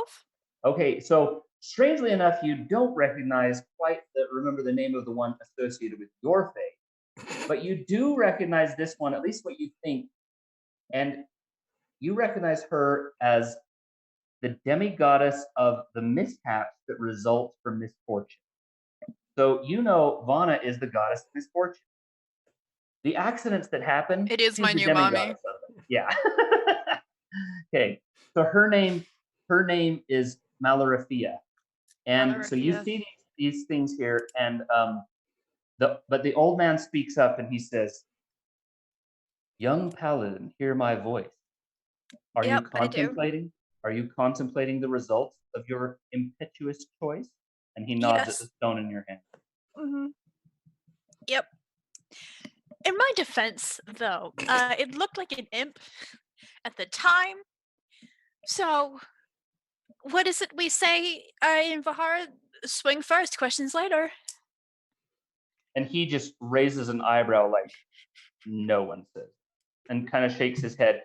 The woman says, she acted on instinct. See, I told you, you acted on instinct when you hit the celestial. How could you know? It was just bad luck. Oh And- God, you are the ghost of my future. And the old man turns and says, "Mallory, you twisted minx, it would be you to blame a jinx, turning the results of a conscious act into nothing but an unlucky attack. Now, young," and he looks back at you, he says, "logic has been your true life guide. Would you now ignore and set that aside?" Oh my gosh, he's iambic pentameter, and he's rhyming. And okay, as you hear him talk, make another religion check. Is he casting a spell on me, like idiot spell? Say yes. 14 plus 12. Okay, you're like, oh yeah. And you remember the pairs. His name is Omaniron, and he is the demigod of Remaramancy, which is a very obscure school of wizardry that holds that rhyming magic is more powerful. That if you rhyme your spells, you can use the words of power to create greater effect. So he is like the demigoddess of rhyming magic. Are you casting a spell on me right now, sir? Is that why you're rhyming? Not that it matters. I mean, obviously you can do whatever you want. You're a demigod. I'm so sorry. I'll be honest, it's been a while since anyone's visited me. So I'm out of practice with this whole talking to demigods thing. And also, I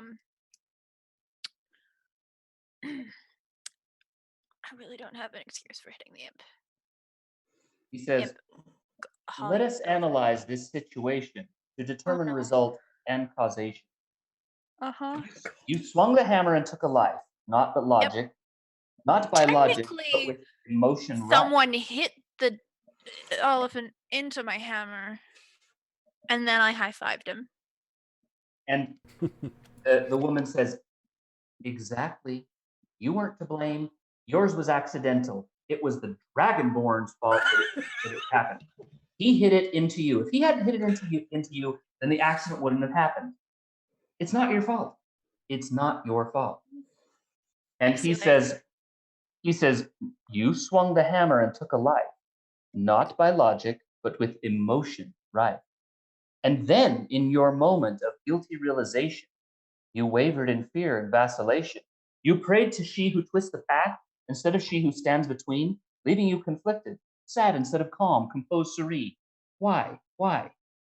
And you're like, your mind's spinning. He's chewing you out because you call on Vana instead of Vahara. Well, I mean, to be fair, you let me interact with someone, Avana, who is she's so not what I was taught. She is annoying and aggravating, but intelligent and brave and kind and caring. And she took on a burden from me that she didn't have to take. And I was meant to accept that. So the woman, she's like eating up what you're saying, so much so that she like takes a step towards you and ends up falling like all the way down and hitting her knee and stands back up. And she's like, See, when you met with misfortune, you did the only thing that really makes sense. You called to the mother of misfortune. You dealt with your bad hand, and now look. You turned misfortune, and she's pointing right at the stone. You turned misfortune into something great. You don't have some silly celestial elephant you have to worry about keeping alive, but Vana made sure you could still benefit from the creature's knowledge and experience. She twisted misfortune to your gain. Accidents happen. It's not your fault. Blame the Dragonborn if you ask me. No, it was my fault. I prayed because I was willing. Do I hear any of this happening? No. Oh, Well, actually, you hear Aelin talking to herself, but you don't hear what in the she's talking. distance. And Aelin's here? being like, sorry, hi, I did my it name's again. Ellen. I love doing all my own thing and ditching my party. Is she wearing a bikini? No, you Does hear this Lavender. bikini color suit me, Ivana? What about this color? You hear Lavender talking to herself? talking to herself, and you think, but for you, it just is like, maybe that's part of her going into her elven trance. I mean, it doesn't strike you as like she's not shouting or anything. Must be a Vahara thing. Yeah. It's just elvish things. They're all weird. So the woman, she says, why do you think you have such a fixation with Aelin? Your obsession isn't logical. This weirdie, and she points to him, doesn't know what he's talking about. Analyze this, analyze that. Magic isn't math. It's all instinct, just like when you struck what you saw as a threat. Your obsession with Aelin isn't about Aelin at all. It's about Vana. You want to feel what it's like to throw caution to the wind and feel the purity of magic flow through you. Can I put the rock down? Like, and she's like, yeah, you stand at a crossroads here, and No. Vahara and I would go way back to literally when I was born. No, I am not. Obsession is a strong word.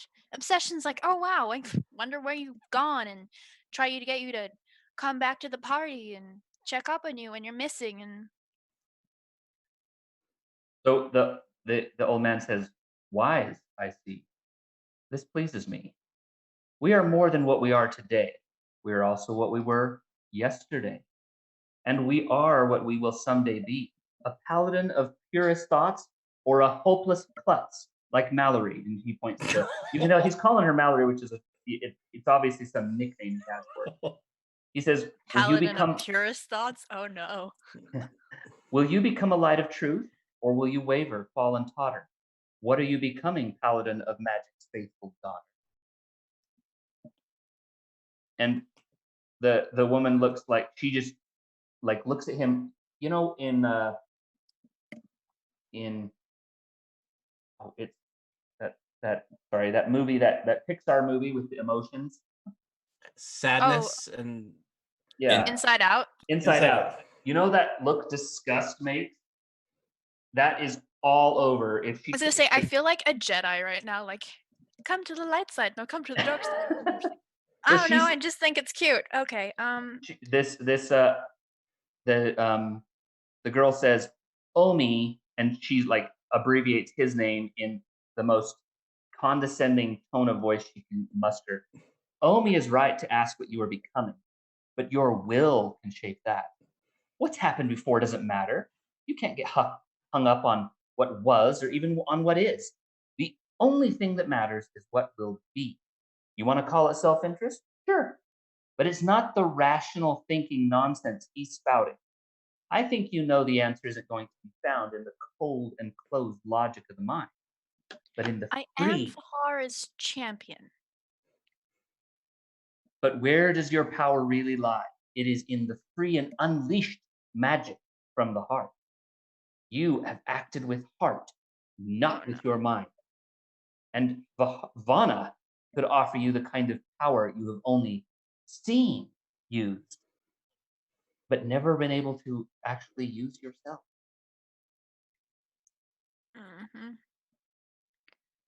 Okay. And for the first time, Lavender just looks really out of her depth. Well, this has been good Bible study. Thank you for your guidance, teachers. I will think on your words. Okay. She just like blows you a kiss, and then it's as if she's walking away, and she trips a couple of more times as she's walking away, and then just kind of fades out of sight. And the old man's standing there watching her, just shaking his head. And then he looks at you, and he just goes like this, and then he disappears. Oh, I thought he was doing the mind send thing. Yes, I'm ready. He's just motioning to your head. It's think is the message you hear there. Okay, while I come this is out of going meditation, I'm like, I'm never meditating again. on, while this is going on,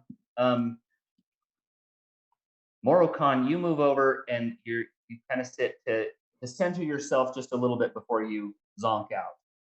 You're a monk, kind of do some breathing exercises or whatever you do, some yoga, and you feel a rush of cold seep right into your chest. And you look down. That's uncomfortable. Yeah. You look down and see the cold heart of the sea, and it's got that shell look to it. And when a hermit crab kind of crawls out of the shell, it's kind of like that, only it's Madrigal's face. Okay, and it's like peeking out of the shell. And you look, it's like, as her face is there. And her hair looks wet, and she says, "Hello, my husband-to-be." And then she gets this little pout face. She gets this little pout face, and she says, "Why haven't you used my gift? Do you not like it?"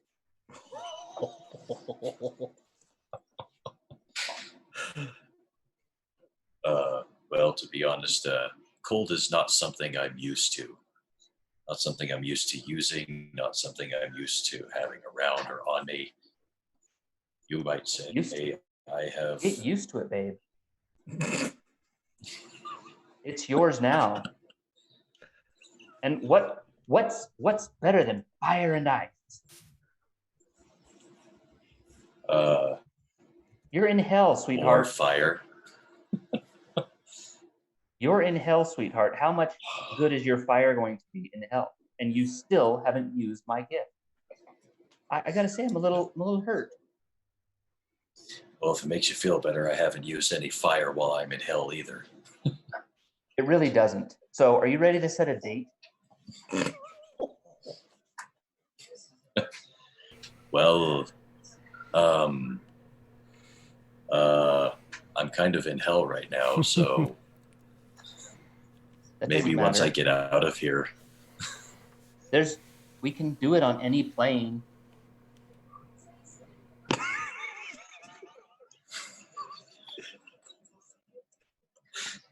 We can get married on any plane? Or yes, of course. Does it only work on that plane? No, it's forever and always. Your origin is still Eenia. So it doesn't matter where you are. Think about it, dear. If you're from like Lair and you're traveling abroad to Talispoon and you get married in Talispoon, you're still married when you get back to Lair. Come on. Did he really just ask, are we married in Guam? What does it count? Because, okay, so you haven't thought about a date. I won't be offended about that. But I've been working on getting things ready for the wedding. Cake is so traditional, so I thought instead we could serve croquembouche. But I wanted to see it. No. Oh. Croquembouche. Anyway, I wanted to give you a taste. Ready? And this sensation is so bizarre. You feel as if you've just eaten a cream puff covered in caramelized sugar. Is that something that you would typically like? Typically Morocon doesn't eat sweet things. So this is like, oh. So it is very strange. She says, well, what do you think? Should we go sweet or just throw caution to the wind and go with something spicy? I would prefer spicy. I think spicy would be the way to go. You're right. I'll work on finding something else. I think my sister knows something that might be more to your liking. It's a seafood dish. Strange for the dessert, but it'll work. So let me tell you, I expect you to use my gift, or I might just have to. Well, we'll see. Ta for now, and then so she like disappears, and then for a moment, the same weird sensation that you had of eating that dessert, you have the same kind of overwhelming sensation that you have just been French kissed, like hard, and it's like enough that your gold stuff starts to like turn a little bit red, like you're blushing, like, oh my goodness, so little. So she's left you with a parting kiss, and it is so weird. But you sleep really well. That was interesting. Okay. Well, before dozing off, I would like to take a little stroll over to Lavender, since she's seems to be out of her trance for the moment. Out of my trance, but staring like horrified straight ahead. Yeah, she looks like this. Like, yeah, there's a. Lavender, is this a good time? Yep, I'm fine. Definitely not having an Yeah. existential crisis. Why would I be having an existential crisis? Don't be weird. Yeah, you look totally normal. Hey, Thank you. I wanted to thank you for taking that deal. Yeah. It's been I've already taken one deal already, as I'm kind of like shifting the shell on my robes a bit, and I'm not entirely sure how that's going to work out, but Yeah, you got married. I got engaged, but Right.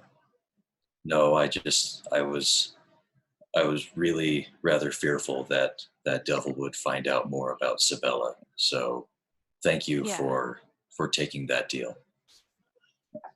It's all right. She's a weird kid, but clearly valuable to the cause, which is all I care about because I have no emotions. Yeah, that That's right. petrified face emoted nothing. No, this is. Here. I'm just. So We're in a crypt, which I don't care about death. That's part of life, and life is totally normal. yeah, life is not normal. So hey, cool, good talk. Just wanted to thank you Holy for that. ground, you and me. No zombies. Yes, NA. yeah. Let's make sure that's not going to happen anytime soon. Hey, were you ever going to take responsibility for killing the holy elephant, or is that just? Or we just. Look, to be fair, I wasn't sure what all happened. The last time I saw an imp, it was trying to stab me in the face. So So you acted on instinct without thinking for future purposes about, geez, maybe it's not evil. Well, we are in hell, and it was an imp. So lessons learned. That's one thing that I was not expecting to run across in this place. But how far? When do I stop thinking about the person that I'm hitting?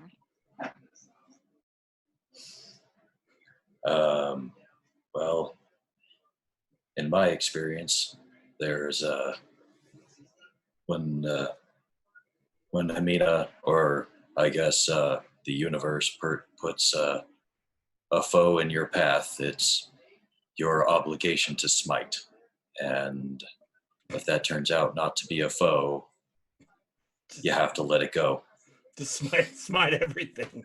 You know, I Smite know this first. is like the 5th degree, and we've both just come out of whatever kind of sleeping we do, but like, Aelin, right? You know, you wouldn't say I'm like obsessed with her. Like I'm obsessed, would you? No, right? With Aelin? Yeah, Well, you guys are always talking to each other, so but in like a team way. Like we're always talking. We've got inside jokes. Dragon. haha. Yeah.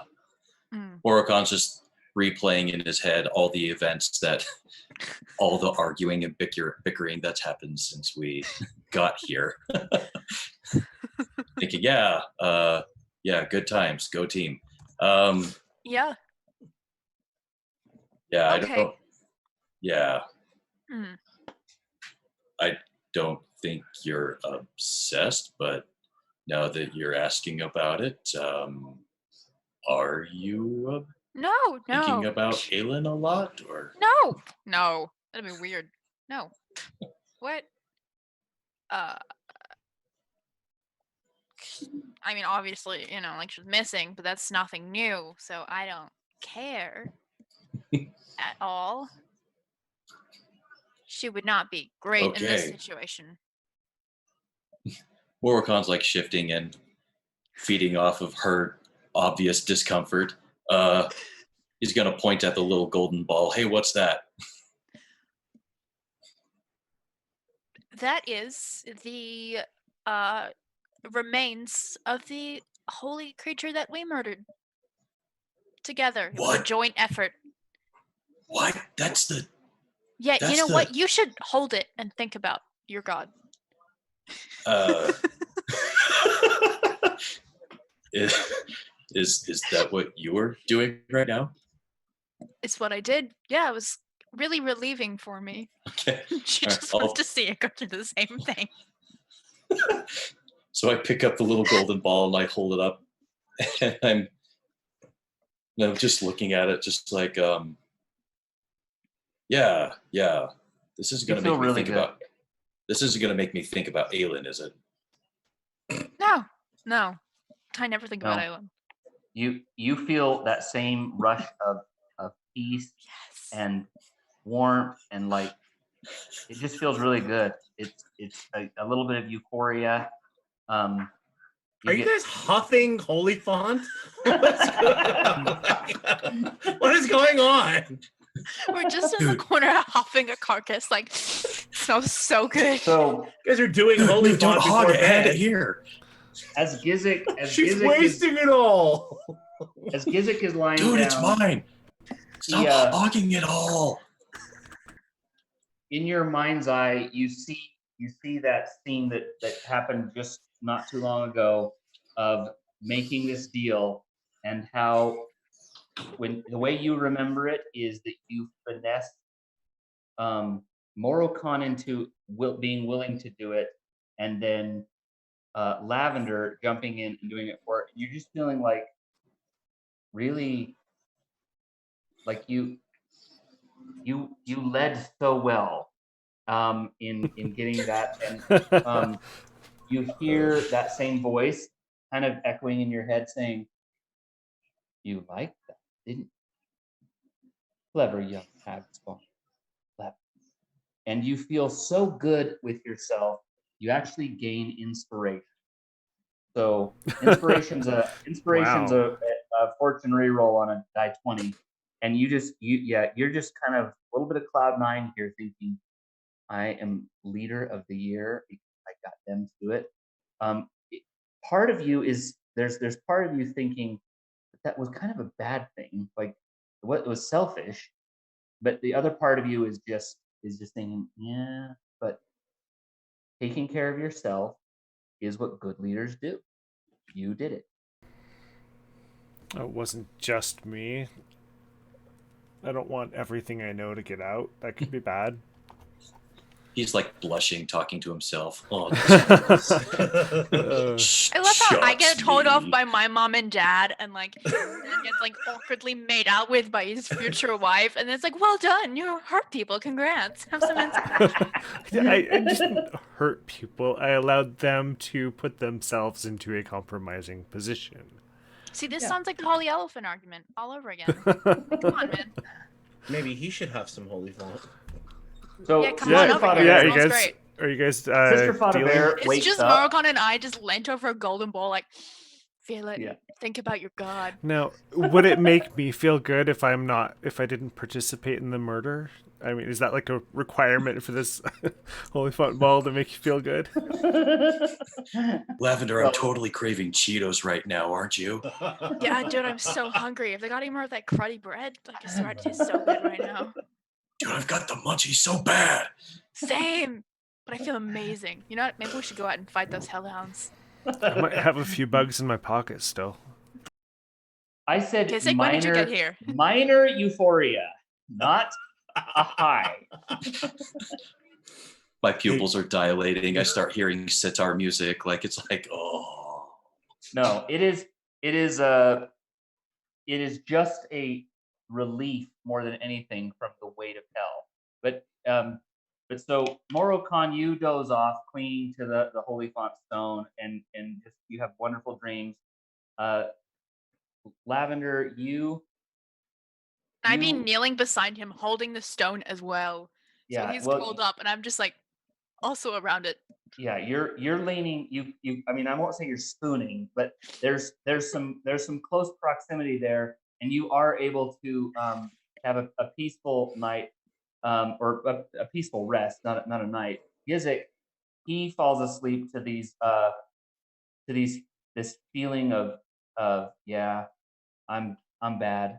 You know, he's like got the Michael Jackson's "I'm Bad" song in his head as he's dozing off. Sister Fada Bear, at some point, someone like shakes her awake, and she's got like gauze out there. She's just worked herself all the way into unconsciousness, and someone's like, "Come on, sister," and gets her in a sleeping position. So you guys do take an extended rest, although it is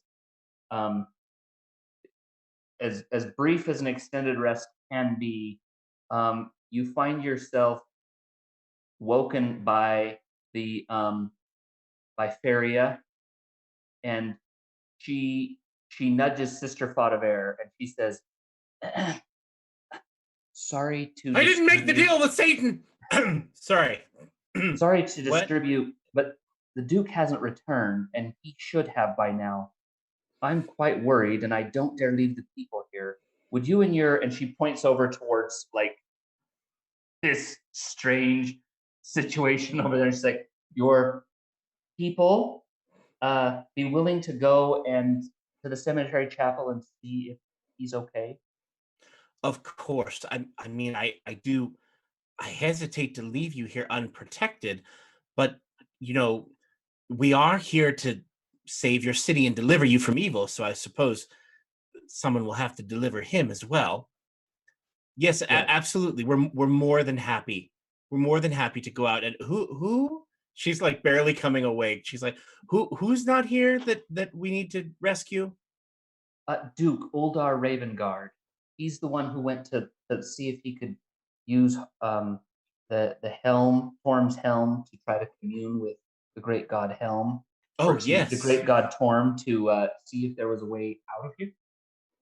Oh, yes. He should have returned by now. So, but I didn't want to disturb that. And pointing over to this little, like, Lavender asleep across Morocon, kind of with her arm.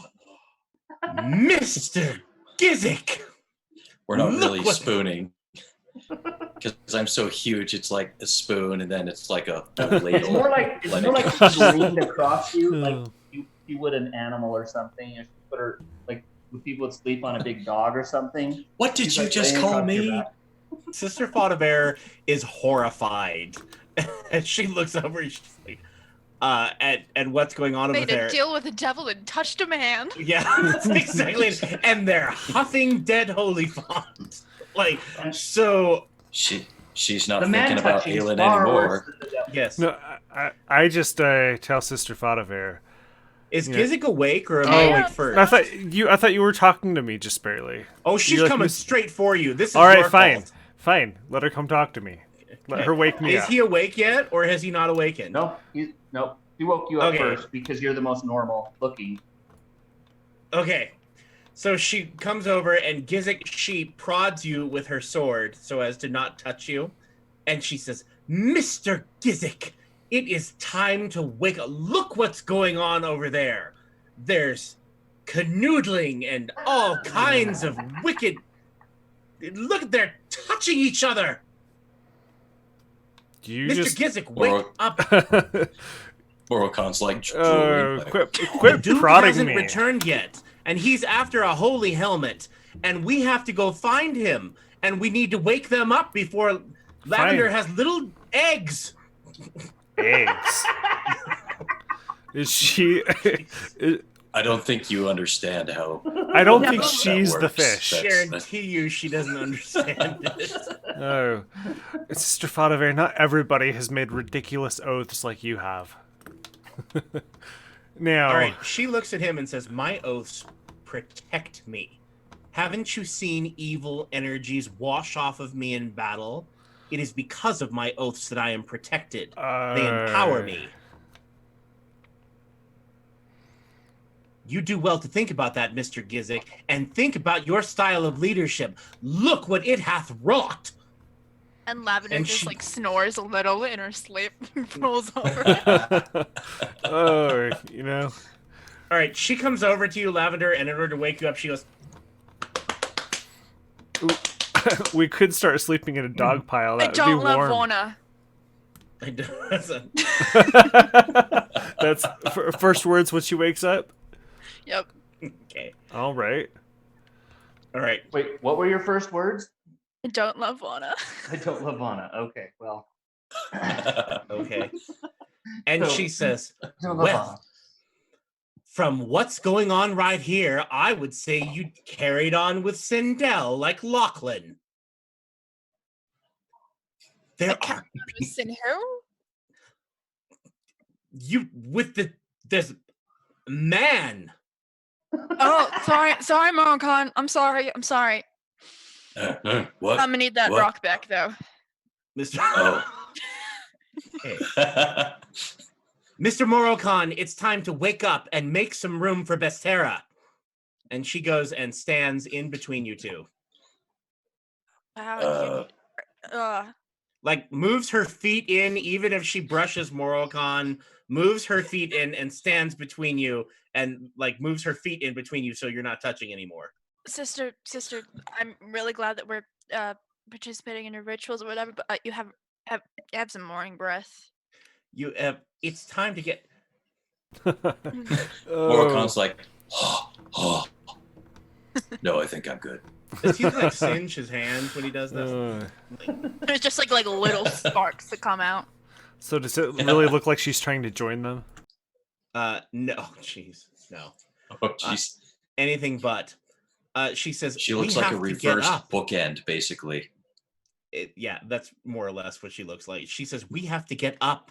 The Duke is missing, and he went after a holy helm that will put him in contact with an inferior god. And we have to find him, and maybe she said something about breaking the chains. Maybe if Lavender puts that hat on, it'll break the chains.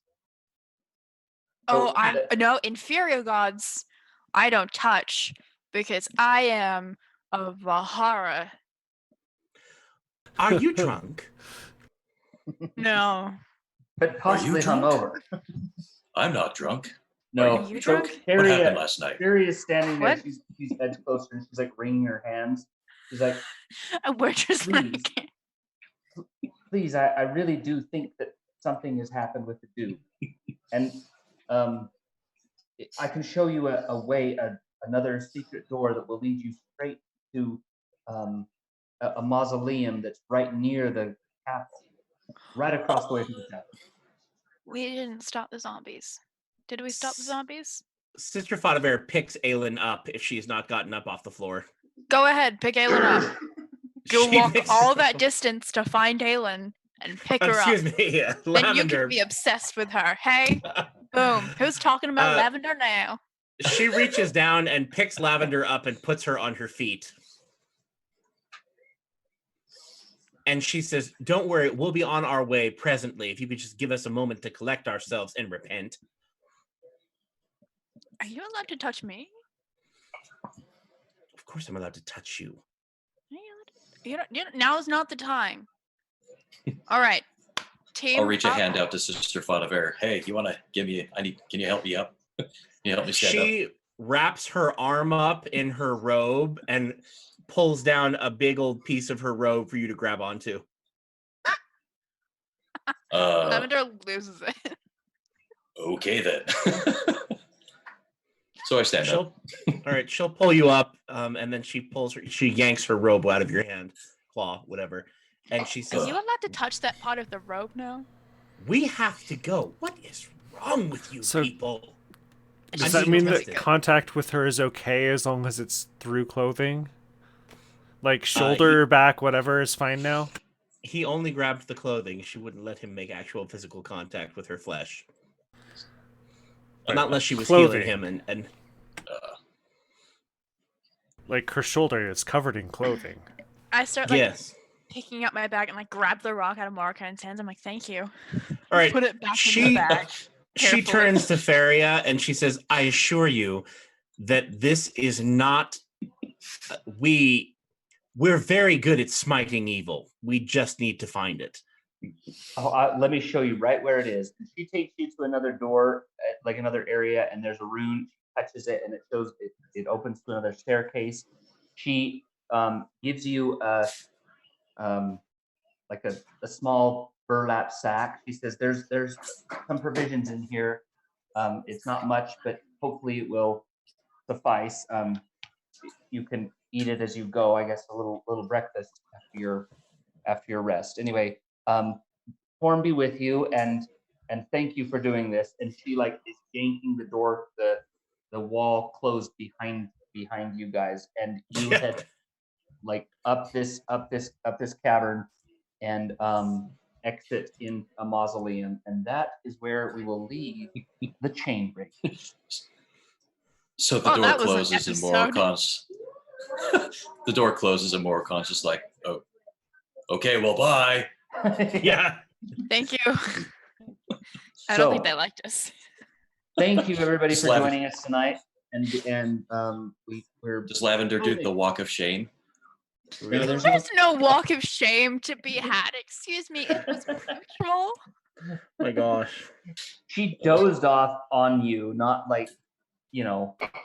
huddled. Exactly. And she wasn't No. really, she was interested in the golden rock, not you. So- After you spent the night huffing holy font. That's great. So you guys, That is how all paladins deal with being told off by their two gods, okay? Yeah. Yeah. Reveling in the death of their victims. That's right, So- huffing that responsibility. we like to Sorry.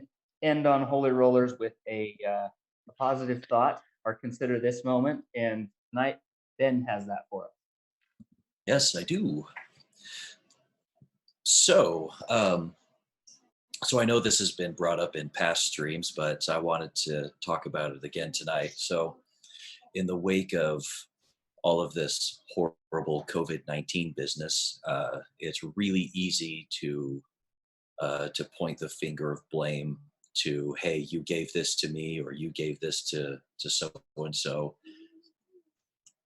The nature of the way that this virus is, it's really difficult to ascertain who actually contracted it from who, or whether you picked it up from just some random bystander. So my thought tonight is to remember to exercise forgiveness. It's something that it's truly freeing. It's going to help you to forgiveness isn't as much for the person that quote unquote wronged you. It's really more for you, so that you can move on, so that you can be happier. Forgiveness is mostly for you. and that's going to help you move on and be happier in the rest of your life. So that's pretty much my thought for the night. Great. Anyone have anything to add to that? It's very difficult for me to break out of Sister Faudever, who forgives no one for anything at all, to try to absorb that. I think I do think that there is power in forgiveness. What's funny is the people that I pick and choose who I'm willing to forgive for things that might be offenses. For the people that I love, for the people that I've chosen to love, I absolutely can forgive them. I have forgiven them. And it's interesting. It's much harder for me to forgive people that I find annoying or that I don't have an attachment to. So, but I think that's even more valuable. And I think it's not just even more valuable to me and people like me that's like the limit of where I am right now, but to other people also. Like, I think people need to know that they can be vulnerable in front of us, and it's okay. If we slip up and make a social faux pas, or if we, if they know that they don't have to worry about, offending. Like, I always hope that I can be that kind of a person, and as much as I might be the natural born grudge holder. Sorry, I'm a ginger. It's there's fire in my heart. But I always want to be that kind of person that sets other people at ease and lets them know that they don't have to worry. And so I try to be that person. And, I hope that that's how it comes across. But I think that that's one of the ways that we show that we love God, is by forgiving other people, their slights, their faults, knowing that we have just as many. I have such a big mouth. I've said so many offensive things to so many people, and so I'm very interested in that forgiveness. So anyway, that's my thought. Yeah, I think compassion at this time is really important as well. And it's easy to, um, to hold a grudge and to want to hold a grudge. But I think more than just forgiveness, it's understanding where that behavior came from. And if you can, helping your neighbor to overcome those barriers. Yeah, I heard someone say something like, let's not let a good crisis go to waste. And what her point was that, when we have a crisis, it gives us an opportunity to stretch ourselves in some way that perhaps smooth waters don't give us that same opportunity. So take advantage of every crisis to be a little better, and recognize that others are going through crises as well that can help them be a little better. And if they're struggling through that, then we don't we do need to forgive. We don't judge others because they sin differently than we. So thanks everybody thanks for that, Ben, and thanks for joining us or checking us out on YouTube. We will see you for this stream, the Chain Breakers, not the Sword Breakers, in 2 weeks, and join us next week for the Sword Hunters. Adios. Sword Hunters. Or more huffing of holy. Yeah, more holy pond huffing. Holy filling. We should let them in on the huffing. I will font. have to figure out the rules for holy font addiction and what that's going to look like. Just Game just got dark. At what point do they start seeking out more holy fonts? or growing a trunk. Oh my God. Growing a trunk. Yeah. The other team finds us and we're just here with like a bunch of like holy fonts, like everything's fine, guys. Like, what? Like, this is gonna break the chain, man. And like, it's gonna come to us any minute. It's all conspiracy, Really? man. We're not really in Avernus.